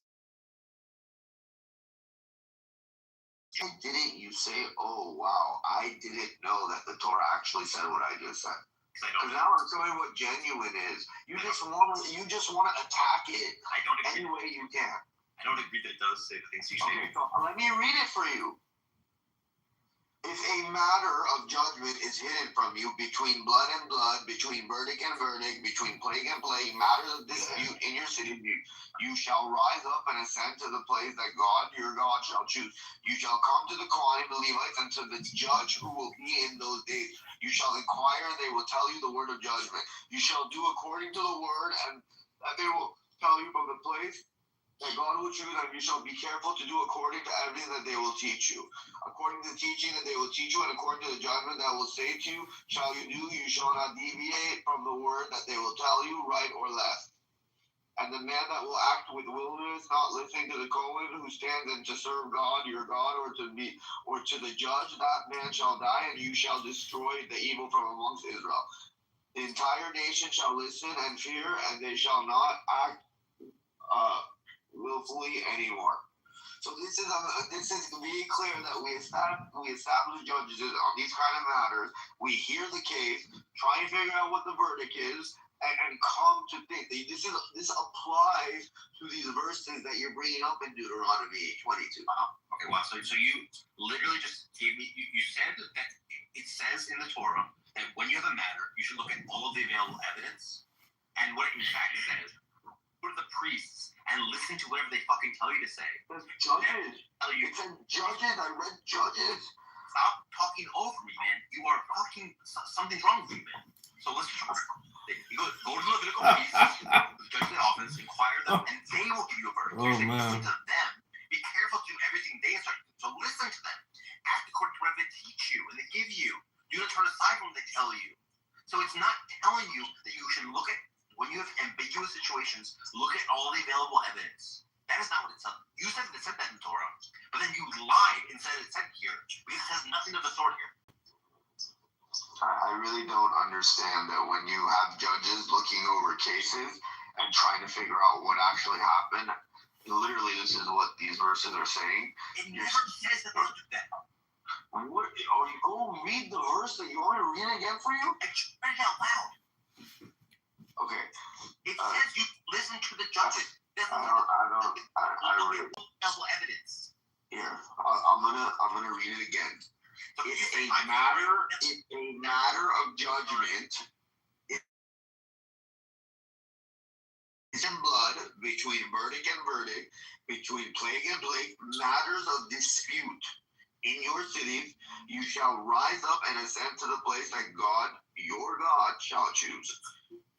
Yeah. Okay, so you shall. I don't know what more you need of this. As you do is to listen to the judges. It doesn't tell the judges that they should look at all the available evidence. That verse is the scientific method. That verse is consistent with judges doing some really evidence finding system. All it's saying to you is listen to the judges. Judges, what sorts of evidential standards they should use. Okay. So Sam, again, I told you this. If you go to the oral law, it will explain to you what this all means. But you don't want to get that part. And then you said the thing. No, because it's saying for you to get information from verdict to figure out things. So you Okay. say that over and I'm the liar, but when you say that. But when you went to Deuteronomy 22, you went to Deuteronomy 22. You said that it says in the Torah the thing which I said, which is that you should look at all available evidence and you consider matters as all the evidence they have available to them. You said it says it in Torah. You gave me a verse to look at where it says it in Torah. Then it didn't say that in the Torah. So now you should say, I was wrong. I, in fact, didn't know it was in the Torah, and I was factually mistaken about what is in the Torah. I'm sorry. That's what you should say if you're in any way reasonable. You shall go to the Kohanim, the Levites, and to the judge who will be in those days. You shall inquire, and they will tell you the word of judgment. I don't know what more you need, but you follow this same exact system in whatever country you're in. Okay?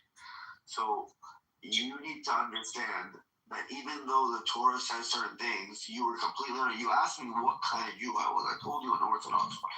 When we went over Deuteronomy 22, it was very clear that you admitted that screaming out can imply what you're trying to say, and not literally that we're taking the time. And when you go to the Talmud, I told you it will break down what that means and many circumstances of cases in that sense. But no, it's not good enough for you. And then you went to this, the Torah is going on a killing spree and trying to just put people on to death left and right. That's why you went to this verse. I never said. When you asked me why is the virgin who shouted or didn't shout would be. That's what you said. I never once criticized them for being evil, for killing people. Although it is evil to kill people for such minor infractions, I did not bring this up in this debate. So why the things that I am bringing up in this debate is that the Torah is saying dumb shit. It's saying irrational stuff, such as that you should use rape as a proxy for, screaming as a proxy for rape. That's stupid. And it's also stupidly tying punishments to a shekel, which is a specific currency, which can inflate and deflate or be not used at all. So then you're using this sort of very contingent thing, whether or not a shekel exists and how much it's worth at a particular time, like what the fucking inflation policy, what the policies on shekels are this in period year. You're tying your God's law, God's eternal law, to a fucking particular fucking shekel currency at a particular time and day. Like, it's fucking insane. It's actually irrational that you would think that God would write something like that. Okay, well, I mean, look, man, if you can't see here the ethical and legal reasoning behind all this, I don't know what to tell you. Again, I tried to tell you that the Torah distinguishes between voluntary sexual misconduct and sexual assault. Okay? Using screaming as a proxy is like a practical way. You know, they didn't have like forensic kind of evidence. I told you this during that time. And the oral Torah literally breaks down to what this is actually saying. I really don't know what can I ask you a question? Why do you like? I'm seldom in this position, yeah. So I don't really know how it feels, but like, if you think someone is like criminally underread and is like really confused and ignorant on the topic, and then there's someone like Sam who basically, at this point by your life, is just being obtuse because he just doesn't know the things that he's commenting on. And like you've explained that to him many times, and he clearly like just hasn't done the research. Why would you keep pursuing it? Why would you keep responding or keep doing it? And why wouldn't it sort of be like, you don't know, arms folded, I'm done? Okay, because I'll tell you why. That's actually a great question. Sam, whether he wants to acknowledge this or believe it or not, he's a brother of mine. He comes from the same nation as I do.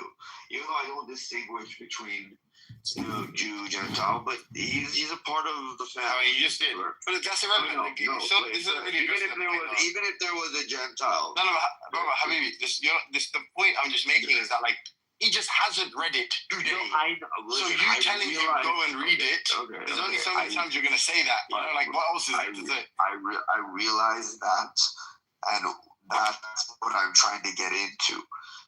I would at least tell Sam, before he starts picking the verses in the Tanakh, to just say this doesn't make sense, to take years to study it. 24 books, 929 chapters, 23,000 plus verses. That's silly too, though, no? Because he's obviously told you.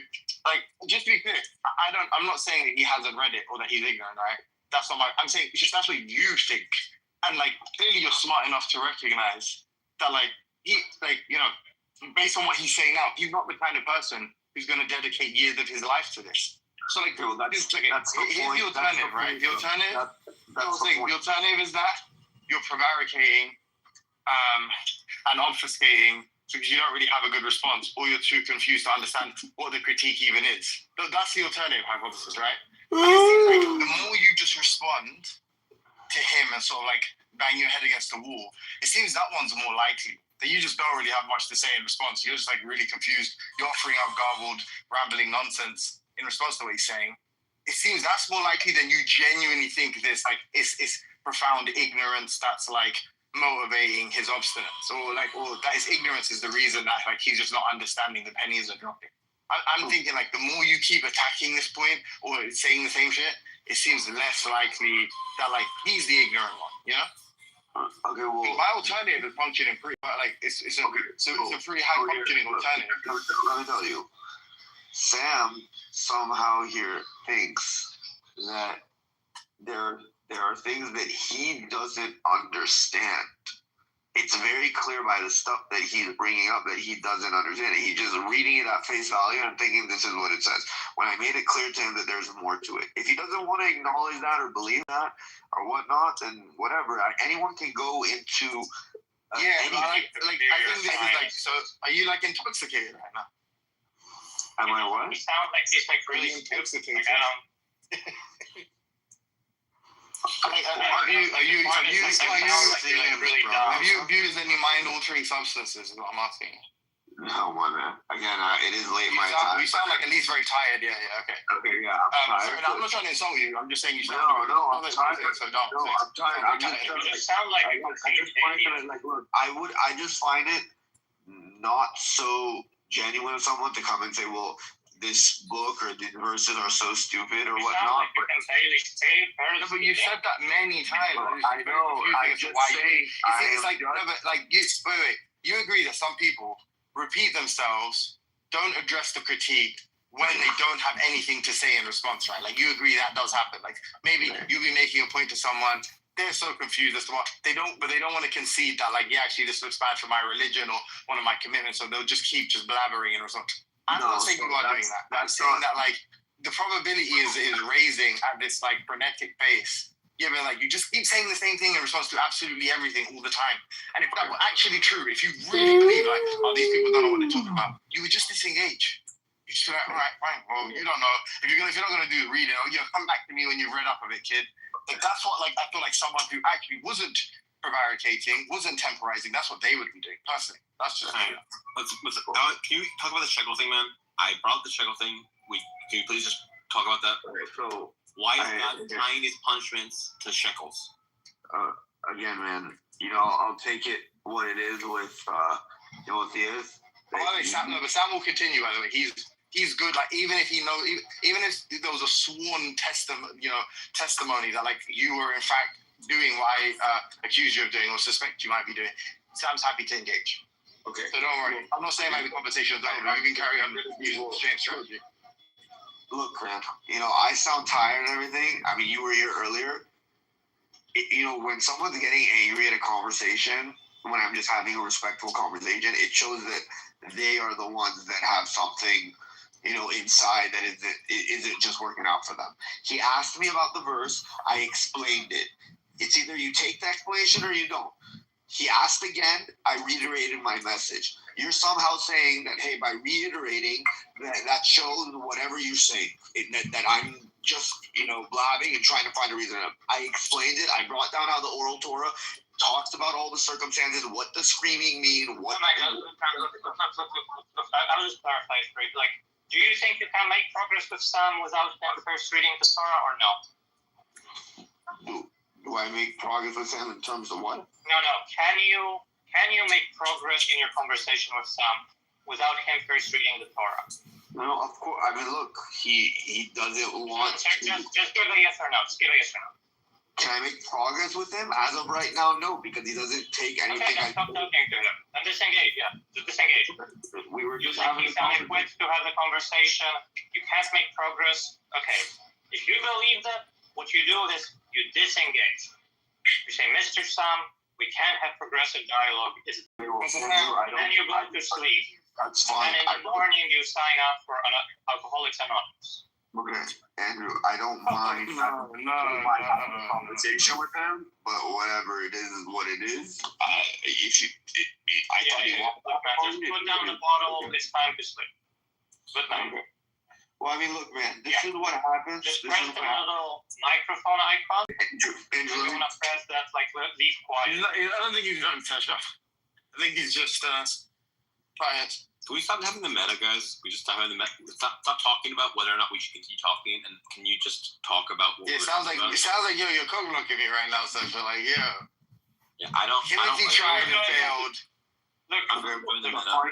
you were have a meta discussion. We should not have meta discussions in our discussions. You're So telling this is me- a meta Sam, can you stop engaging in the meta, please, Sam, please? I'm having a meta discussion about the nature of the meta that we're having. I'm having a double meta conversation. We either have double meta or no meta. I'm not no single. It's double. We can have the What double about meta. triple? What about triple? No, we can have double. Triple meta is fine.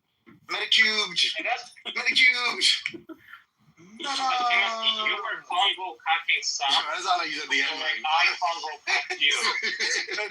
Say the end like that, please. I said meta. I was going to say the end like that. No, it's fine. N-word. Have it done, Timothy. Have it done. Please, master, please. I'll give you a pass, I swear. Alright, so guys. You know the Cartesian theater, like when there's like the little dude, like watching the movie in your head, right? Like you're gonna say, is there like another guy watching the movie in his head? Like it's like, you know, like my god, like infinite mirrors. Forcing Sam into the capture, and then I'm forcing you into the natural capture, and you watches like you watch. I missed all of that. Anyway, guys, you don't seem to want to talk about shekels, so I want to talk about the other things. One is levels are like 6 or 7. It says in Genesis 6:6 that the Lord regretted making these beings. God damn it! Why did you guys do that? I was having a conversation with them. You guys fucking had to have a fucking meta conversation about whether we should have a conversation or not. He's in the audience. The fuck are you guys doing? Did he leave? Sorry, I can't see him. He's in the audience. He's in the audience. Oh, who moved him down? Nobody. No one moved from them. There's a boy. Who's How do you down? In the future, if I'm having a discussion with someone and you guys start meta blocking me about talking about whether we should be talking or not, I'm just gonna move you guys down. Just give you a heads up. I mean, to be honest, no. Like, if you do that, I'll probably never come back to the room. That's fine. Like, if you ask me, I don't mind. But like, I asked you to stop meta. I thought I asked you to stop having the meta conversation you about asked me a second ago, and you did it like so jovially, and you started joking about double meta. Like, don't be weird and like make it serious. If you just actually want to, like, yo, dude, like, bro, you got this weird way of just like going from 0 to a million. Like, show some fucking respect to other human beings. If you are cool with someone and they're doing something that's annoying you, just talk to them like how you should be talking to your friend. Like, yo, don't do that. Like, clearly, we threatening to move me fucking down. We're okay. Imagine that, like, and think about how sensitive you are. If I did that to you, just admit, like, you were just like, empty, you know, why are you talking to this guy's guys are real and I actually moved you down? No, I kept trying to bring the conversation back on track. Okay, fine. I kept trying to talk about the shekels. Guys, I tried to talk about the shekels. I tried to talk about the fucking Genesis 6:6, and it kept just going back to the meta. I mean, to be honest, ironically, when I jumped in, he was just like rambling, saying the same thing again. I was kind of almost like, I was trying to do you a service. So I was just like, bro, like, do you like recognize? And I was trying to do him a service. Well, to be honest, I don't know. I just wanted to. I tried to help him earlier. But I tried to help him see the argument. No, but I tried he to seemed like a nice guy. Yeah, I mean, yeah. But I'm trying to turn over and be less abusive. Can I get my gratitude from you know? So, but you were kind of a bit mean to him. Yeah. You accused him of being an alcoholic. Okay, I don't think it's an accusation. It's an accurate report. No, it's like, I don't think you can accuse somebody of being a homosexual, because, like, I don't think there's anything wrong with it. What, does accuse connote something negative? Yeah. you're accused. I'm accused of being. You stand accused. You stand accused of being a wonderful person. Yeah, that's not how that word is used.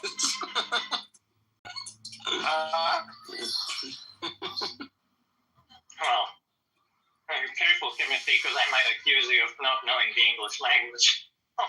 Good one, mate. My Wi-Fi is my data's. I accuse you of having bad question that Sam asked, because no one's asked since I've been here. It's asked, actually. It's asked. Sorry? Yeah, Doc, absolutely. You know, I haven't, since I've been there, I've been there for about half an hour now. You guys just played around it. You've not answered. And it's really frustrating. If you're a religious person, you want to protect your religion, you're going to do so by answering the question, not by playing games and being slick. Yeah, being slick. I know when someone's being slick. Timothy, I'm pretty you have to slick. admit, I'm pretty slick. like, we were not being good Jews defending Judaism. Like, So we should would have you be able to focused on answer other the stuff. question? So, Doc, do you have a response What's to the the question? Well, do you want to ask the question again, Sam? Why is God's law being tied to a shekel when the shekel depends on the particular policies of inflation or deflation that a particular king happens at a given time, and it depends also on other things such as like whether or not a shekel is even being used in a region. It's like there's times in history when there's no shekels. So why is God's law being tied to the shekel? Because I have an answer. I have an answer for it, but obviously it's not Answer. It's not the answer. It's just an opinion. It's an We all opinion. like hearing that, sorry. Yeah. So what I believe took place is that the people, like the leaders and so on, kings and so on, are the people behind the Bible. So they are the ones who translated it. They're the ones who personalized it. They put their ego into it. They changed it. They made the Bible non-holy and made it more about control and all the rest. That's what I think. That's what I think is the response. So that's why I would like for somebody. That's why I would like for someone to give me the answer. I've been waiting for the last half an hour, but that's my personal opinion. No, I accept this answer. I think it's good. Like, God chose stupid people to take, like, care of the book. So maybe, like, God is kind of not that smart. That's a good point. Doug, do you think that there was an original Bible that's been corrupted by these kings that is still in the Bible, that like in between different parts of the Bible that were edited by these kings, there's the original Bible? Or have we just lost the original Bible? Or how do you think that works? I think there's evidence that there's a Bible out there that hasn't been quote unquote man or tainted. So there is a Bible out there that has many scriptures. So basically, like my granddad's a pastor, right? I don't necessarily believe that the Bible's a literal thing. I think it's quite symbolic. But anywho, my granddad's a pastor. He himself will tell you that there are several books that are missing from the Bible. So we already know that the Bible hasn't. We already know that the Bible has been touched, mishandled, and all the rest. And we already know that the Bible has been translated multiple times. Now, whoever has the power to translate information can change the narrative if they please. So the answer to Sam's question, in my opinion, is whoever translated it in a way that was fitting for them You think at it's that not time. originally, though? So Sorry? you'd say, like, give them, like, 10 years in prison and they translate to make them pay 50 shekels. It's like, oops. Oopsie daisy. Lost in translation. Nothing you can do. So what are you saying, Andrew? Are you saying what's your reason, your explanation for it? I don't care. Your name I think it's like a dumb book written by dumb people. Oh, so you don't believe in the like Bible? some I think it's like some like moron, like caveman living in the sand and like writing down like their stupid beliefs on like sand. That's what I think. Okay, so you don't believe in the Bible. And by the way, this is Andrew R. You can find me in the room, Gatta. Like, this is what I believe about the Bible. I don't know. Every time someone laughs, I can't hear the rest of what you said. Nah, don't worry. So you don't believe in the Just Bible? remember the name Andrew R. Like, that's me. Like, I think the Bible is, like, stupid. Okay, fair enough. Does anyone believe in the Bible? Wait, that's not Andrew. This is someone else. This is an imposter thing. I don't believe that's Andrew. Megatron believes in the Bible. What was I gonna say? Wait, Sally, you Andrew, speak again. Speak again. You think she? Shut up. I was hoping she'd be a defender. I was hoping she'd be. Yeah, I was hoping she'd defend the. Yeah. The shekel thing. Hey, the person I said shut up to, I'm sorry. That was a mistake. I apologize. Yeah, Timothy, you went too far. You went too far. You went 0 to 100. You always do that, Timothy. So, Sam, did you hear the convo I had with Sully? Touché, young Samuel. Like, he got you with a bit of a too quick way. Yeah. So I want to point out to you guys some fun things in the Bible. So here's some fun things in the Bible you guys should know about. So one is, it says in Genesis 6:6 that the Lord regretted making humans. But God is omniscient. How can an omniscient being regret stuff? Given that when he made the decision, he knows all the consequences. That's a good question, Sam. Hey, can I ask you one quick question? He goes like, do you enjoy like Bible study? Like, did you enjoy it when you were a kid, or do you enjoy it now? To people, like wax biblical. Like, do you like that shit? I enjoy learning about the history of these texts and like the actual origin of like who wrote them and like what were their motivations. And I'm also interested in the human part, but I'm not interested in the like. But in terms of my question. I don't know what you mean by Bible study, so I'm gonna say maybe. I don't know. It depends. It depends. And then David, and then Daniel, and then Daniel went into the and the lion. You like that stuff? Wait, did you like that stuff? And then Samson lay down, and his hair was cut by the lion. You like that stuff? I guess, the Bible has got some cool stories in it. You got Samson killing people with a jawbone and an ass. Yeah, so you like Bible stories, like listening to the stories? Yeah, I guess so. Sam, what was the verse again when he regrets? I was gonna say, I don't like it from the religious headbanging sense. And I like it even less from the atheist. Like, yeah, you heard about this, guys? You heard about the story, guys? Yeah, it's like, I think that's the worst content, imaginable. Like, you're just like, oh, wow, I have, these 20,000 different verses. And, this, very uncharitable, literal reading, it has false on it. It's like, wow. Just you know what it always is the most incompetent. It's like, you know what, a person is actually going to tell you about this regret verse. It's like, anthropomorphizing God, because it's, written from a human perspective. It's like, I don't know. If you have some objection to that, maybe that's interesting. Basically, it sounds like you're going for quantity, not quality. I think that the Bible, if it's from God, doesn't say false stuff in it. And, I don't know, my standard for what counts as false is, pretty reasonable, which is that it's just not, it's not true, God shouldn't say false. Pretty reasonable. Yeah, so. I'm gonna be a bit mean and psychoanalyze you here. I think it's because you just enjoy public reading. I gotta think. You actually give a shit about the content. I think this is one of the few things where it's the theist are almost obliged to say, okay, you present the challenges and we will respond to them. Yeah, it's very you know you have the theist here and you have an audience. So I think I got or Sash was interrupting me, one of the two. I mean, it could be anything. What I find interesting is that no one's mentioned that he's 617. The victim to stay married to the rapist. Yeah, it's very interesting. That's a good point. And you're just lagging, Andrew. Can someone refuse some of the regret part? God regrets something is a bit mad, in my opinion. So can someone refute or something, please? Yeah, I just did. Huh? No, that's a good point. Sasha's argument is that regret just means it's from the humans. It's written anthropomorphically from a human perspective. But then what's the metaphorical thing? Okay, if it's not that he regrets it, what is it saying about God? What's the true? If it's a metaphor, what's a metaphor for? Metaphor 4. It's a metaphor. It's just that it's a metaphor 6. Usually you can't understand those terms in the way you would do in the human case. when applied to God.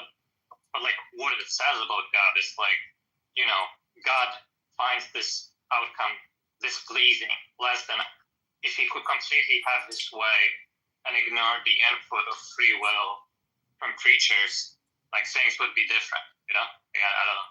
Like it's for the greater good, this was required, this bad thing was required, and it like kind of like sucks from God's perspective that it's like that. I mean, seems fine to me. I guess so. I can see that. But it's like the thing with Venus. It's like the dispute you had with Venus about the knowledge thing, and then about but then obviously that became like an empirical dispute about whether or not that is how it's translated, or if that was like a reasonable way to interpret it or something. But like with these kinds of things, I think you know that anyway. I don't think I'm like educating you or anything. It's like you just know that any theist you're talking to could just be like, oh, I don't know, Google it, and there'll be myriad responses to like all of these things, and it'll either be like just like kind of modes of analysis, or just straightforward, a kind of plausible alternative interpretation than the one you're offering. It's like you know that with most of these kinds of things. Like it isn't some like really compelling argument that like philosophers have toiled over and debate and rack their brains over. It's like none of them are like that. So it's almost sort of like you're kind of like wowing or like dazzling like amateur apologists with like parlor tricks. And like a biblical literalist. I'm just but shit, like they take like Amalek and stuff very seriously, though, not? No, actually, they don't. Again, this is a biblical literalist perspective. When people talk about, I'm not engaging with you. On a population of children, they said, "Hey, you can fuck yourself." I'm not engaging with. Whoa. No, I'm not agree. I'm just saying they did. Like it seems like they kind of interpret that literally. So my issue is not. It's not that I want to. Don't say that as me saying, "Oh, Sam just wants to read stuff. Sam loves reading." It's more that smart people that take this book seriously, and I think the book is just like riddled with hundreds of errors, but not just errors, also like stupidities and also moral atrocities. And it's just shocking to me that people that I like and I think are smart take this book seriously, given how stupid no one you think. But no one you think life is full of moral atrocities. That's like. And who are you talking about? Ethan? The reason for Ethan, MJ, Andrew, who else? Albedo's now Christian. Not Sully, but Sally is not your friend. No, I'm saying of the people that you said. I'm saying the people that you think are smart. MJ, even Andrew should be smart enough to see this. I think Andrew's smart. Anyway, Seriously, what do you think about this? Is Andrew a smart guy? Anonymous. No comment. I'm not asking chemistry. You're asking me. I saw you like. You're asking me. I was asking if you think Andrew's smart. He's definitely smart enough. So the reason for this is because human beings are naturally biased. Hey, woman, shut up. Sorry, no, I'm talking to Sam. I'm answering his question. No. No more abusing. I'm only allowed to abuse Sam. I don't know if you can hear me, Sam, but humans are naturally biased. So even though he understands there's contradictions in the Bible, because he wants to believe in it, he will believe in it regardless. That's just human nature. It's the same thing if you've got a child and your child's done wrong. You know your child's done wrong, but because you love your child so much, you will come up with a reason for why it happened and why your child is not actually the person. Sometimes they're logical. Sometimes as a parent, you're quite fair. But I'm talking generally speaking, that it is human nature to look past the holes. And look past, when I say holes, I mean look past any contradictions and so on, just to fit your own personal narrative because you personally want to believe in it. I don't think it makes you necessarily dumb. That's why I'm speaking. You think that this could be applied to what you're saying now? People just strongly are biased. Even the people that are against it, even when they're like, you really don't get the point, by the way. I think we need a few more examples. I personally could debate both sides. A few more examples so everyone gets the point. That'd be great. Yeah. Like I really have no idea what you're saying. So if you could that's absolutely fine. Like lay out an illustration. To understand, to be honest. No, I mean I don't think anybody gets it really. Maybe like I wasn't talking to you. I was talking to Sam. So he. I don't think Sam has any idea either. That's like at least 10 more examples. You cannot speak for somebody, and that's the bias I'm talking about. That's the bias I'm talking about. When you need to believe something, you need to believe something. You also feel the need to believe. You're speaking for God right now. Sam is thinking. That's the bias. No, you're speaking for God right now. Can you stop speaking? No, that's the bias. That's the bias. And I'm a human being. I said we all have it as human beings where we are naturally biased. And so regardless of the hypocrisy, regardless of the contradictions, regardless of it, you will look past the contradictions. You will look past the contradictions in order to fit your own nature. That is the answer. Can you just stop the question? We heard the first and the second. Like, there is something very weird about these quote-unquote people where, like, first of all, they'll just, like, make the same point over and over again. Because you keep interrupting. It's not weird. It's called repeating yourself when somebody interrupts you. We need to hear it a few more times. And that's why I said you're thick. Because a smart person would understand if you interrupt someone, they're going to repeat themselves. The better thing to do would be to silence, to be quiet, let someone finish what they're saying so they don't have to keep repeating themselves. I think you're just being biased right now, Dark. Common sense. Something All right, are you done now? Are you I done? think you should be done. Okay, I don't care. Are you done? It's not about what you care about. So I was talking to Sam, so I wasn't even talking to you. Stupid bitch, are you done? I wasn't talking to you. Hey, dumb cunt, You silly twit. Shut up. Okay, anyway, what's weird about these people is like...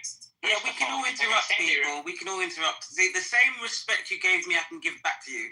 You interrupted me, I can interrupt you. See how it works? Okay, guys. Let's have a reset. Let's have a reset. Hey, Sasha, Andrew, don't interrupt her. And then Dark, and then obviously you got a lot of just then. So then let's Yeah. No, that's a good point. Yeah. Andrew, I'll go for a sec. Yeah, thank you. Don't be mean, Andrew. Like, no, I know. Like, what's weird is that, like, and I'm not saying this about anybody. Like, stupid people have like this tendency to just, I think, like, forget what they themselves are saying. So they kind of like surprise themselves with their own point and sort of like think like, oh, I need to restate this because like I just heard this point and it's completely novel. And it just like loops endlessly. And another thing that's like really weird about them is just that like once something gets queued up in their dumb as fucking brain, like they just can't help but get it out. So it's just like, you know, like response queued up. You're giving the best example right now. Need to finish it no matter what. Like it doesn't matter if somebody interrupts them. You said they're giving the best. Me. Carry on, Andrew. You just got shaded. She just shaded you. That was kind of cold. I'm not gonna lie. No. But it's like just they have to fucking dead. Just like this is painful. You're doing it even more. This is painful. But carry on, Andrew. I'm just starting from like the sentence. Zapu, we are not friends anymore. Zapu, why are you doing this? Yeah, great story. Can we guys get back to the Bible? And by can we, I'm saying we are going to, and we're just turning to that. So how do you not see the matter as better? Sam, give us another objection, like something about like how God has a head, but like doesn't have a body. That's a great objection. You go to like how he created the world in 7 days, but like actually wasn't created 7 days. Alright, so here's what I'm monster, man. Judges in Judges 1. Hey, in Judges 1:19 it says, and the Lord was with Judah, and he drove out the inhabitants of the hill country. But he could not drive out the inhabitants of the valley because they had chariots and riders. Did they have cars back then? That's why is God not powerful enough? Why is God not powerful enough to, to deal with chariots of iron? That seems like God's supposed to be omnipotent. That's ridiculous. Checkmate theists. I don't know how like anybody can be a Christian given that. No, like literally all these like basic bitch like new atheist things like this do in fact falsify it. Like it's actually a falsification. Yeah, absolutely. I mean, it's like falsified. You know they do. Basically. I mean, yeah, but I like Sam. I fuck with. I think Mike Dillahun needs a chat. My just thing is that like, but what you need to do is the kind of like, you need to be dismissive. Like I think it's percontra to our goals to be like, I'm gonna read this for you. It's more kind of like, look how silly and stupid this is, so dumb, you know, like very hard. Like you should feel insulted to have to read that out loud because it's just literally popping. What was your question, Sam? Why does God say? That's my new thing. It says in the Bible that God is not strong enough to handle iron chariots. I'm gonna check my own Google Doc for this. And that just seems like a problem. Because they're interrupting, I can't hear, so that's the thing. And I don't know if anyone else on the stage is going to be able to Andrew, leave it. Let them have their conversation. Yeah. No, I'm one of the clowns. I'm sorry. I'll stop. Andrew, stop as well. Yeah, but Doc, why are you interrupting when they're interrupting? I can't hear what Sam has to say. So that means that we can't have a debate. Don't interrupt. Can you not talk when I interrupt? No, Sam. So you don't have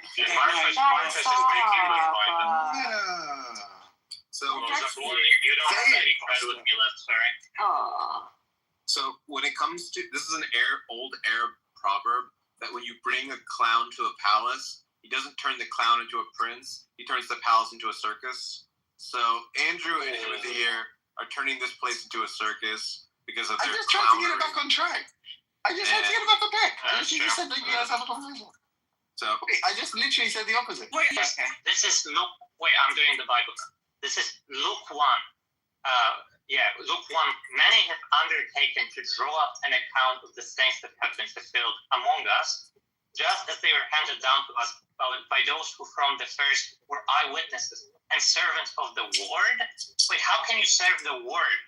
Like, what does that mean? Like, a word is like a thing in like language, and like you're like a servant of like a person, and like words aren't persons. So like that makes no sense. Did you enjoy reading it out loud? I did. I'm like, why are you so fucking stupid? Like, why do you think that like people can serve like linguistic units? Are you fucking retarded? Based. Okay, let's return back to the chariots of iron, Judges 119. I mean, I think the case is done with this. No, can I get an apology though? Because like I was literally fighting to get your conversation back, and you accused me of being one of the I was trying to get back to the Bible. And next time, Samuel, can I have an apology? Hey, meta clowns, how about we not have a meta clownery discussion right now? But basically, you're engaged in that because you wouldn't just apologize. See, that's the reality. People do this thing like, you're engaging in the meta. I'm just saying that isn't in of itself meta. Yeah, but let's just get back to the topic. Be emotional about it. The way that you don't engage in meta, you say, Judges 119, and the Lord was with Judah, and he drove out the inhabitants of the hill country, but he could not drive out the inhabitants of the valley because they had chariots of iron. Why is God not able to handle chariots of iron? Christians, answer this or else leave your religion. You can't answer why God is unable to handle chariots of iron. You have to leave your religion immediately. Those are your only two options. And rationality compels it. Leave it. This is Luke 5. By rationality, he needs Scott Alexander. Wait, sorry, this is Luke 7. But they were childless because Elizabeth was not able to conceive. Wait, like, how is that a sufficient explanation that she was not able to conceive? Like, she might have, like, had children before and she just can't conceive now. Right? So it's like how does that explain? Like, that's, like, really stupid. Like, if it's be an explanation, that's not an explanation. Sam, show that you're sincere, yeah? Find us a confirmatory passage from the Bible. How about show us that you're a reasonable chap? Find me a verse from the Bible. That you think confirms something around. In fact, create a document and let's tally them up. Let's see, if there's more confirmatory passages. Or this way, it does say that Moses walked, and people do people walk in places, so that's no. Like a surprising prediction. Something surprising. Well, it's surprising that God would tie his eternal law to the shekel. So, I mean, I feel like I've already got you that one. Surprisingly confirmatory. You think that's surprising? You think that's surprising in an unexpected way? I think you think that's surprising. What way is there chemistry if you put it like this? Yeah, hold on. In a disconfirming way. It sounds like God is tying his eternal Yes, law. I agree with you. She is a clown. Is that Well, I just come to another concept, and I think this one really puts the nail in the coffin of Christianity. Let's hear it. As if there wasn't like enough nails already. It's just that these people live in still have to deal with damages, paying damages to other people. Hey, shut up. Anyway, the child grew. I'm reading the word of God. What's wrong with you? Put some respect on Scripture. Put some respect on Scripture. We're having a friendly discussion. Let Sasha read the Bible. We're doing Bible stuff. And the child grew and became strong in spirit. Okay, what is it? Strong? The strong is like how much stuff you can lift. And like spirit is like a ghost, like Casper the Ghost. Like that like can't be strong. He doesn't have like muscles or anything. Oh my god. Beast. I think it's funny. Beast. And this was just I like, disagree with this method, but I'm loving this. He's finding holes in the Bible. this is just like the first chapter of Luke, and we already have 3 dispositive contradictions. Yep. Got him. What does dispositive mean again, Sasha? Like decisive. Oh, okay. Now I want you guys to compare some hypotheses. Okay, so you have the morality of the Bible that looks like the morality of the ancient Near East. Now, God's morality could have been one of like a trillion different things. God could have, had any values whatsoever. So the chance that he would happen to just coincidentally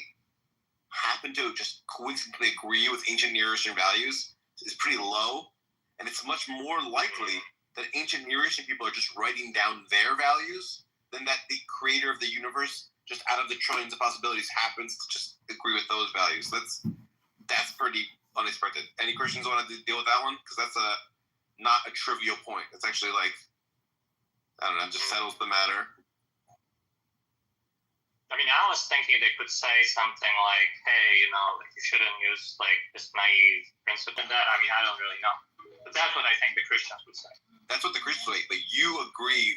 What you would say is, yes, Sam, this is a good argument, right? Well, look, I said what I have to say on this. Okay.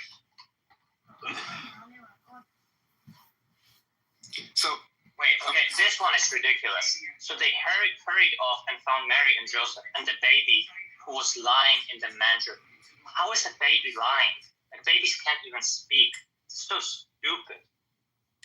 Oh my god, I'm like, how do you believe this fucking nonsense? Well, lying that one's not there. That was lying just means to lying just is like it's like it means to recline in a bed. I don't think you need. No, it means like intentionally saying something false. No, well, that's a different sense of lying. Even say anything. That's a different sense of lying. Okay, like just like look at the original Hebrew. Because they're written in Hebrew, it's written in Greek.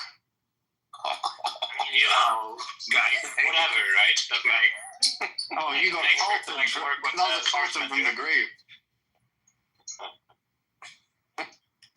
Shy, you were saying something earlier in the chat. His mother treasured all these things in her. Why don't you speak on it now? How could she treasure anything in her heart? Like, the heart. Let's see what you said. The heart is like a bunch of like cells and like valves with like blood. Like I wouldn't like put anything in it. Yeah, I agree with that one. And that's like really stupid, Andrew. Like, how do you think like do you think like pirates like buried like stuff in their heart? Like gold? Wait, is that like, talking to himself now? I'm talking to my twin, Adrian. Now, another argument I will follow you. Is it's pretty. So in the Bible, it says that you should like burn women alive for various things, and on the hypothesis that God is the all good love itself, it's kind of unsurprising that he would tell people to burn people alive. But on the hypothesis that some Bronze Age retards just wrote down their norms, then it would be totally expected that they would say burn women alive. So like, if you're just comparing hypotheses, it's much more likely that it's Bronze. What scripture is this, Sam? So I can just quickly check. The burning women alive. Yeah. Yay! Theory comparison. So one is Leviticus 21:9. So one of them is Leviticus 21:9, where it says, if the daughter of a priest becomes a prostitute, she is to be executed by burning. The reason given is that she profanes her father's holiness. And then, what else? There's another one where it says to burn a woman alive. I think it's when a guy marries both a woman and her daughter. Yes, that's Leviticus 20:14. If a man marries both a woman and her mother, both he and they must be burned in the fire, so that no wickedness will be amongst you. So, God is love, but he's telling you to burn people alive. That's one hypothesis. Other hypothesis, Bronze Age retards wrote down Bronze Age stupidity.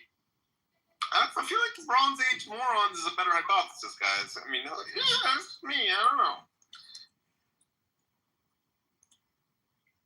I've never read that until now. Or if I've read it, I've forgotten about it. That's crazy to me. Yeah, isn't it crazy? The Bible tells you to burn women alive. Isn't that crazy? No, but Doc, what are you? Because you said that you believe the Bible. Yeah. Like no, I think what happened is that I think people sort of had a more of a paganism type of I don't know, cult. Ask her again, Ed. Ask her again. And then I think the Bible is based off paganism. Pagan gods. And how do you identify religion? Yeah, how you identify in terms of religious. Don't know. I don't know what the. I just don't know. There's a name for someone who doesn't know. Agnostic. That's it. Yeah. Agnostic. Yeah. So I'm happy to look in all directions.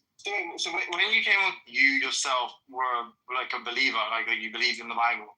So because of that, you believe it was. I don't think the Bible is literal. I think people take it literally.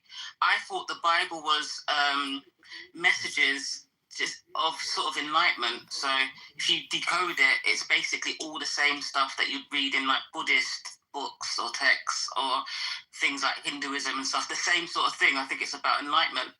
And the other stuff, I think, is added by angry kings and all the rest. Yeah. Also, I don't think that it says explicitly alive. It talks about burning, but not alive. It says they should be burned in the fire. That's an interesting point. Yeah, I mean, it says they shall be burned in the fire. Exactly, not alive. Okay, so they have methods of like killing people. They kill them first, they burn them after as a sign of purity and purification. I did think that releases like toxins into the atmosphere, so it's like bad for climate, so that would recommend. It sounds like you were just assuming they did it that way, but the verse itself. On a small scale, I think that on a small scale, it's not going to make a difference in the atmosphere. It sounds like why are you speaking on behalf of the Christians, bro? Yeah, Christians should be finished with themselves. That's the thing. I don't think they're only Christians. Isn't it crazy, Sasha, how he's a black theist, right? And the first thing he did to correct you was tell you to learn the Greek. Oh my gosh, dude. Wait, he is black. Yeah, you got a problem with that? I am black. People in here, ooga booga. No, in here he's like mad refined and shit. But I caught him in a room and whoa, chill. Why are you being racist, bro? Shut up. So someone would say that someone should learn Greek. Saying ooga booga is kind of like lame. Yeah, one piece of evidence. Do something about that, please. No, can you I endorse any slurs Shy wants to call you. I just fully endorse them and sign off on them. Wait. Okay, so all right. Okay, so then when you're in other people's rooms and someone calls you the K word like toast, it's fine for us to just endorse that too, right? Like you wouldn't be offended. You wouldn't think there's anything wrong with that. I'm just joking. Anyway, now, make him descend, Sam. Make him descend immediately. No, thank you. Move him. No, thank you. Back to the Bible. Is people like or no? So now we do your. It says in the Bible, if a priest's daughter defiles herself by prostituting herself, she prefers her father. She must be burned in the fire. It doesn't say her corpse must be burned in the fire. It doesn't matter. But you are wanting to attribute a life to it. If it says her corpse should be burned. If you're gonna take it literal, then take it literal. Like it's nowhere it says alive. The corpse is not her. It doesn't matter. A corpse is not say you. alive. So if it says she should be burned in the fire, it's talking about her alive. When I say it only would be her corpse. If it said her corpse, then I would agree with you. It doesn't say her corpse. It says her, which implies aliveness. It doesn't. If I said I'm gonna go hang out with my mom later, is it just fashion? That she's alive. They talk about fire as a piece of purification, you know. So you are implying that it's alive. Fashion. The fact that it's referring to her as a she and not it or the corpse or them implies that we're talking about her being alive. To a corpse. Show me anywhere where it talks about a corpse or an it after it's dead. You normally say like. Would you refer to your grandmother as an it because she's dead? Yeah. You say her body. You wouldn't say. You say. But no, Sam would refer to his grandmother or their body as a smoke show. I mean, that's a fine piece. People like babe. People like the babe. Wait, I found another Bible contradiction. I call this the biblical dilemma.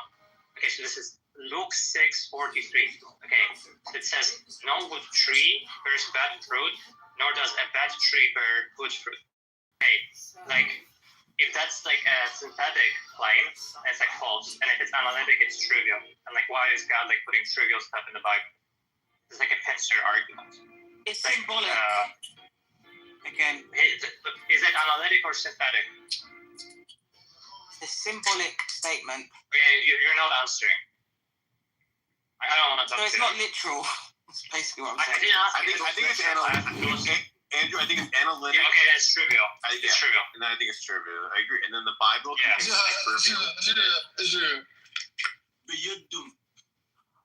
trivial. It's like true by definition. Said like bachelors are like unmarried men. Like it would be like really fucking stupid. This actually comes up in my critique of the Quran. This literal thing. Oh, yeah?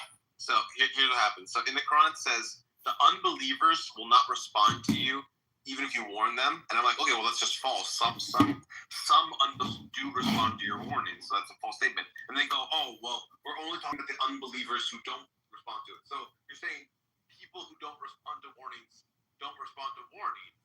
That's what you're saying in the Quran.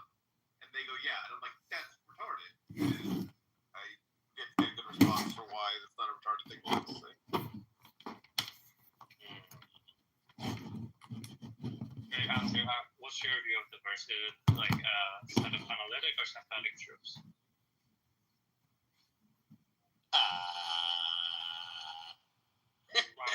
Fish. No, but I actually had a reasonable conversation today with Andrew.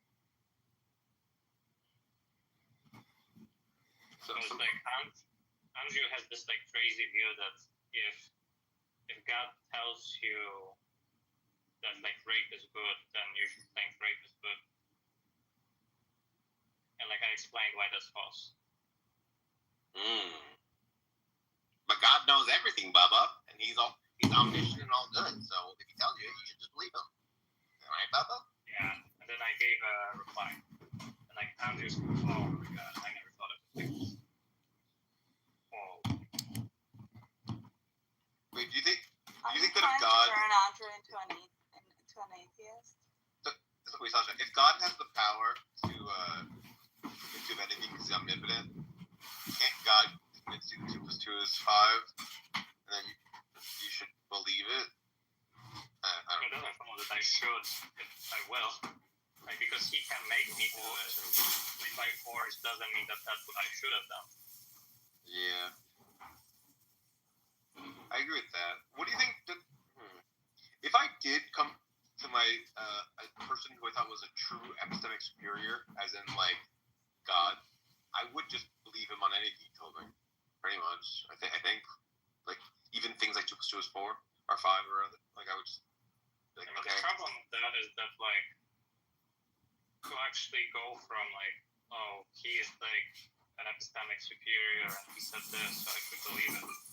Like you need to employ a lot of the tools that this reasoning is asking you throughout. I mean, like the example I talked about the boundaries, like, I mean, like, you know, what's going on when God tells you, like, you know, suppose God told you 2 + 2 is 5, should you believe? It's like, you know, maybe you think, oh yeah, I should reason like this.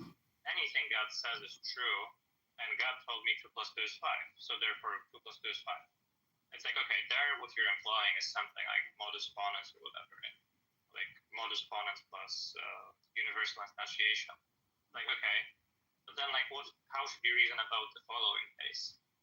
God tells you modus ponens is invalid, right? Like, you know, it seems like to conclude that it's invalid, you need to assume it's valid. And, you know, there is sort of like easy to see why it's not so straightforward.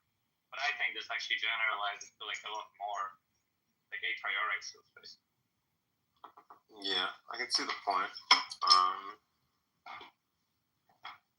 Like you need a toolkit to reason about this scenario. Yeah, I agree. And like, you know, if the conclusion is supposed to be like, well, just throw anything out of the toolkit, like it's not actually obvious what the result would be. Yeah, I agree with that. I mean, if I'm trying to think. I'm actually pretending talking to God, and God just says, like I don't know, most doesn't work. I mean, I'd be like, I don't know what that like. I don't. I think I would just say I believe you, but I don't know what that means, right? I think I would just say I don't get it, but I agree. Or something. I don't even think that's that crazy.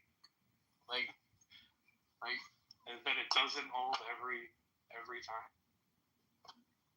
What do you mean? Like if it's false, it just means it's not necessarily true. No, but I'm not saying it's crazy that it doesn't hold. What I'm saying is that to go from God is a truth teller and he tells me this, so I should believe it. You need something like modus ponens, right? So you know, like you need to employ what it is that you're supposed to be rejecting in the hypothetical. I mean, couldn't you just use a different inference rule? I mean, hopefully you can see how the like point can be like reapplied if you try something like that. Yeah, I was just wondering. I was going to say that. Yeah, you mean like if he just says, yeah, all inference rules are false. Well, but it's not just that, right? Because it's like, you know, the idea is supposed to be you're given this hypothetical, and then you're supposed to reason what follows from it. And you're supposed to reach this particular conclusion that, like, oh, what God said is in fact true. But actually, using the inference rules, whatever you think they can be limited to, that you use to get that conclusion, you can probably actually infer a whole bunch of other stuff. Like, you know, if you give me modus ponens, then, like, probably just with the apparatus used to set that up, I can get a whole bunch of other stuff. Right, so it's like, you know, it's not enough to say just use a different inference rule, because actually it seems like with these different inference rules, I can actually just derive modus ponens again.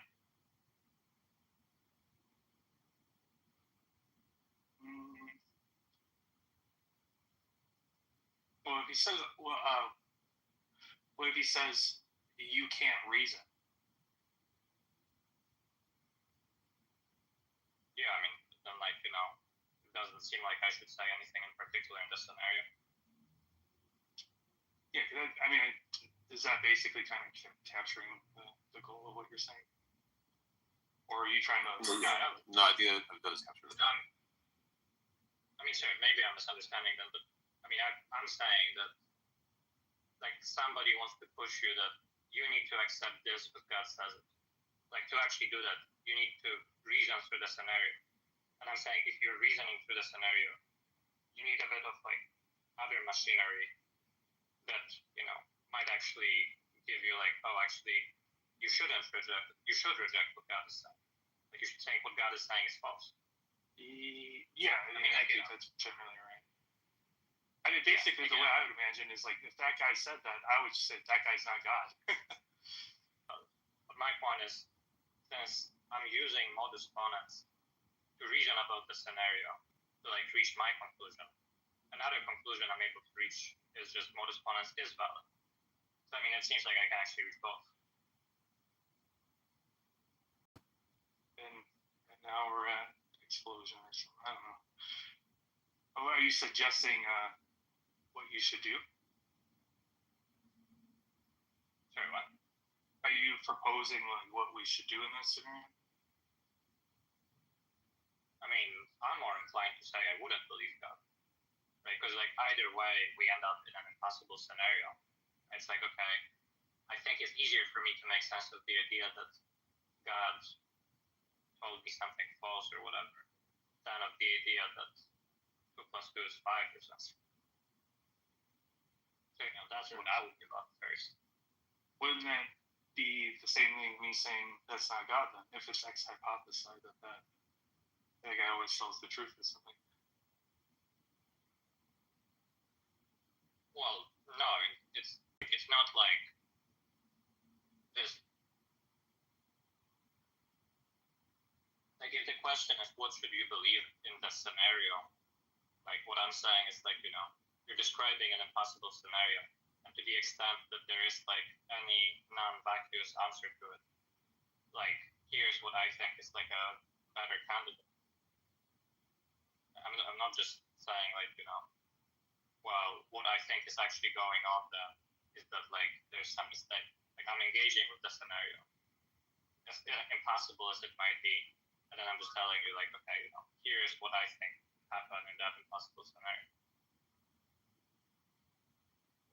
Yeah, I think I'm agreeing with that. Like, take another counter possible, like, if a man were a donkey, he would have 4 legs. Like, I mean, okay, well, a man couldn't be a donkey. That's, like, one thing you could say, right? Like, I don't know, I guess the man really wasn't a donkey or something. That's not what I'm saying. What I'm saying is, okay, sure, suppose there is something substantive there to be said about what is true and what isn't true in this scenario. Okay, well, the substantive answer for that one is, yeah, the man really would have 4 legs rather than, like, 10 legs. But I don't know, donkeys have 4 legs, so that's kind of the answer I'm drawn to. Okay. Similarly here, if God told me that, I guess I wouldn't believe him. And, what the scenario would involve is the omniscient being making a mistake or something. But that's fine. It seems like we have to, like, say something impossible either way.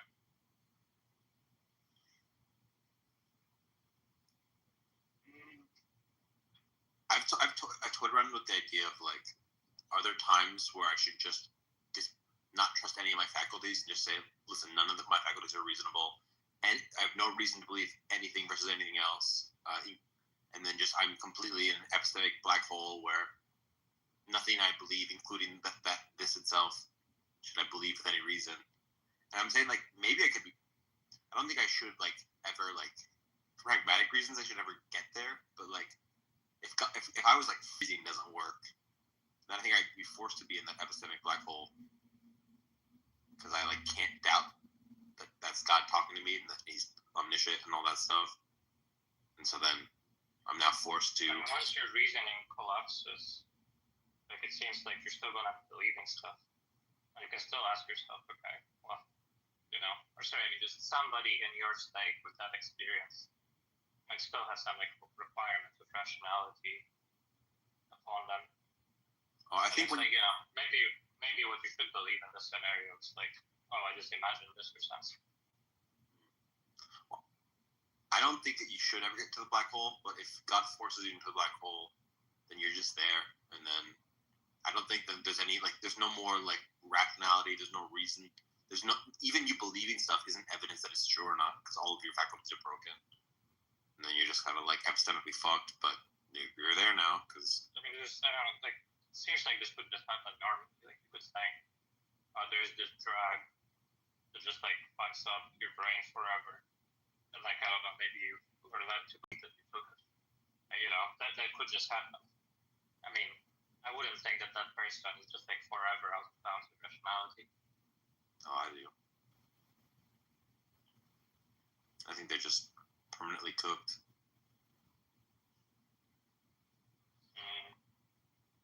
Because any reason you I don't see how this is different from just like being born or something. What? I mean, just when you're born. I mean, honestly, when you're like first like having like thoughts or something. Maybe that's really maybe this later, but just think, once you're first having thoughts, like what's your epistemic situation like? You have some beliefs, and maybe you have some opinions about whether they're justified or not. But like, maybe like I guess at the start you just don't have any opinions of whether they're justified or not. Like then you form the concept of, oh, some of my beliefs are justified or not, and you say, oh, this one isn't. Like, okay. Like for the person who is at the point in time where like none of their beliefs are justified, like okay, that's a belief they have. But they still have a whole bunch of other beliefs.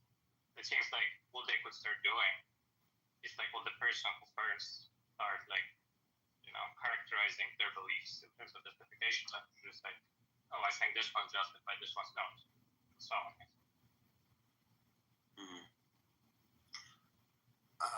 when I was first born, I didn't have the belief that like none of my like intuitions are reasonable or any of my like a priori knowledge is unreasonable. I don't have this thing where I'm in the black hole already. I like already just come sort of pre-programmed to like feel justified to believe certain things. But if I do come to believe, you don't have the belief that any of your beliefs are justified. So what you might start doing. Well, I mean, you're not literally thinking that, but you imagine like the epistemic process is like, you're just saying, okay, I'm going to deem these beliefs justified based on these criteria and go from there. And what I think the person in the black hole can do is say, oh yeah, well, I had this belief that I'm in the black hole, but it does true that I'm justified. So I guess I'm dropping that belief. Okay, well now I don't have any beliefs about whether I'm justified one way or the other on anything. Okay, I'm deeming these beliefs justified. So, yeah, let's go from there.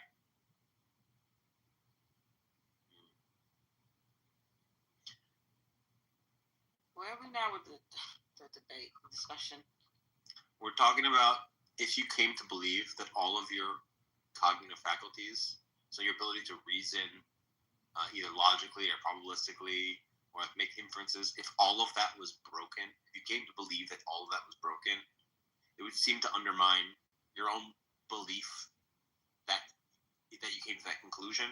Like, how would you come to know that you're epistemically broken if your faculties come to believe that itself are broken? And how would you come to believe anything? Because anything you believe is not any more evidence of it being true or false. And I was kind of making the case that if you're in that state, you're just fucked and you can't get out of it because there's no. Once you come to believe that none of your faculties are justified, you can't come to the conclusion of like, oh, maybe I should like reason my way out of it because you don't trust your reasoning. But what about the healthy middle, which is you don't know everything, nobody knows, even science changes. Yeah, that's a good point. We're not talking about like the normal everyday case where you have all sorts of like justifiable skepticism of things like that. We're talking about extreme cases where every single one of your faculties is broken.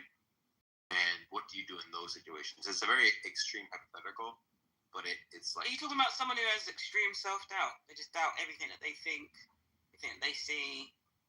They're constantly doubting themselves. Yeah. And they need other people's input on everything that they do, all their decisions. but they wouldn't even know whether they should be allowed to trust other people's inputs, because that would be making an inference about who to trust and not to trust, and they can't trust that either. Okay. So it's just, Like and I'm saying this is a situation where if you get into it, you're fucked. Whereas Sasha thinks that you can kind of get your way out, you can like kind of dig your way out of it. Whereas I think you're just like perma fucked.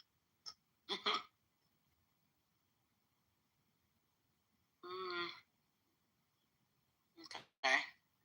And what triggered the question in the first place? We're talking about cases where God says to you, you should not believe your reasoning, but you think that God is omniscient, and you've come to believe that that's really God. But then how do you reason about whether you should believe that that's God if God has told you that you should believe your reasoning? That's a form of reasoning. Yeah. I see, yeah. So you're basically saying that, again, that's another sort of, if you want to call it a hole or contradiction in the Bible. It's basically your point. I'm not. This is not about the Bible anymore. This is just a question of like philosophy. Of what should you do when you come to doubt not just your sense perceptions, but namely every mental tool you would use to come to decide whether something's true or false. Because to me, if God said that to me, I would just interpret it as God is basically saying that I should make sure I have thoroughly checked. So I know what I'm doing and not just make rash decisions. That's what I would get from it. I don't think I would interpret it as, oh, everything that I think needs to be, it could be false. I would just, me and my rational self, I think I would just say, okay, I need to think twice or think 3 times and make sure that what I'm doing is likely to be correct. And I don't think there's anything wrong with that. That's just that whenever we do anything, whenever we leave the house, like we check our bags, make sure we've got our keys, our phones. I feel like that's basically what it's basically saying. Just make sure you know what you're doing before you do it. Double check. I don't think it means now that everything you think and do is potentially wrong, and you need to constantly be paranoid and overthinking everything. I think just double check, make sure it's like the possibility of it being correct is high, and then move forward. That's me anyway. Sam, I don't think so. In the way that like you and just framed it, and I framed it at one point, God says your reasoning is wrong, or like you can't reason or something. That seems like you couldn't accept it. But with the modus ponens one, I mean, I think he could just say like possible logic is false. Like every inference is not necessarily true. I don't think like that means that you, for one, you couldn't derive modus ponens as far as I can tell. Secondly, like I don't see why you couldn't reason that. Okay, I'll listen to him. Like that, people have already made logics like that. Yeah. So I agree that if it's just modus ponens being false, you're fine. But if you come to believe that all of your reasoning doesn't work, do you agree that you're in big? Yeah, I think in that case, I think basically you just, even if you thought I should accept it, you couldn't accept it. I don't know if you could rationally compel yourself to believe it.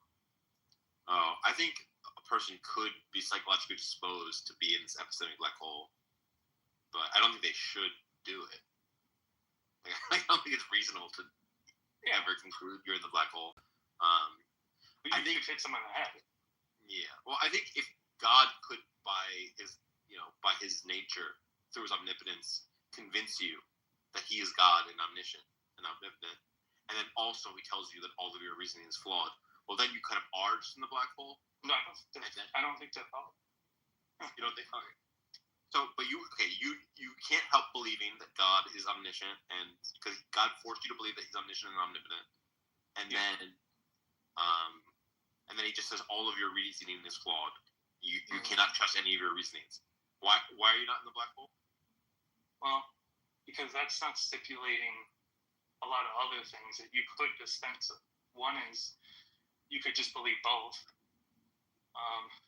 So like a contradiction or something contrary to another. That my reasoning is bad and it's fine, something like that.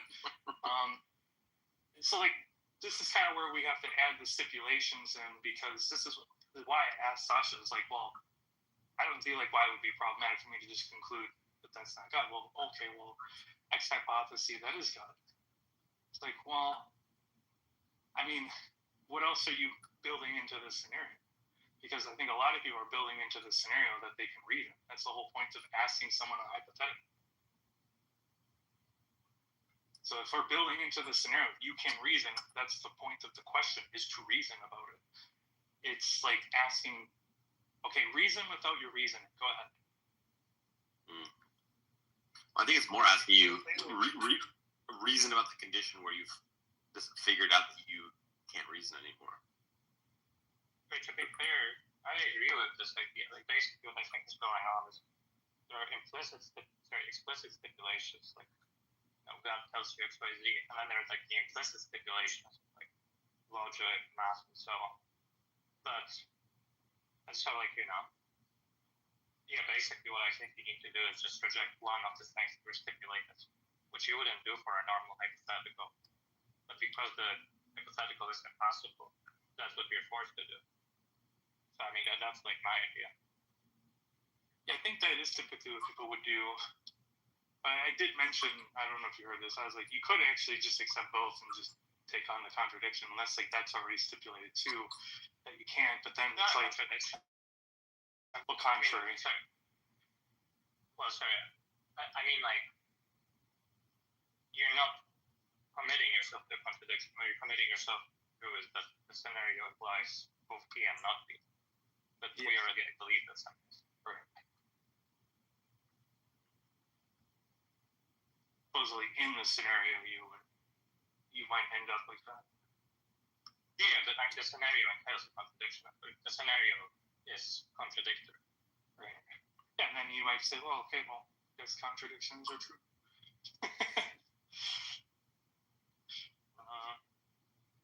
Yeah, I guess that's another thing you could say. If God told you that, like just, well, sorry. I guess you should distinguish, because like one thing you could say is both conditionals are accusely true. Another thing you could say is both conditionals are substantively true. That's like more of the like side of just saying the scenario would involve a contradiction, but like in a way different than just like the obvious way of the scenario is possible. So both conditionals are non-vacuous. Right. Yeah. Sasha, why couldn't you just say that the justification is the authority of God? Him being. I don't think it's a question of justification. Well, no, I'm just saying it's what we were talking about earlier. Oh, thank goodness, Andrew. We finally have the real Andrew. I'm the real Andrew. No, but what we were talking about earlier, the question isn't one of justification. Right, but what I'm saying is say God tells you something like all of your reasoning is flawed, or there are no,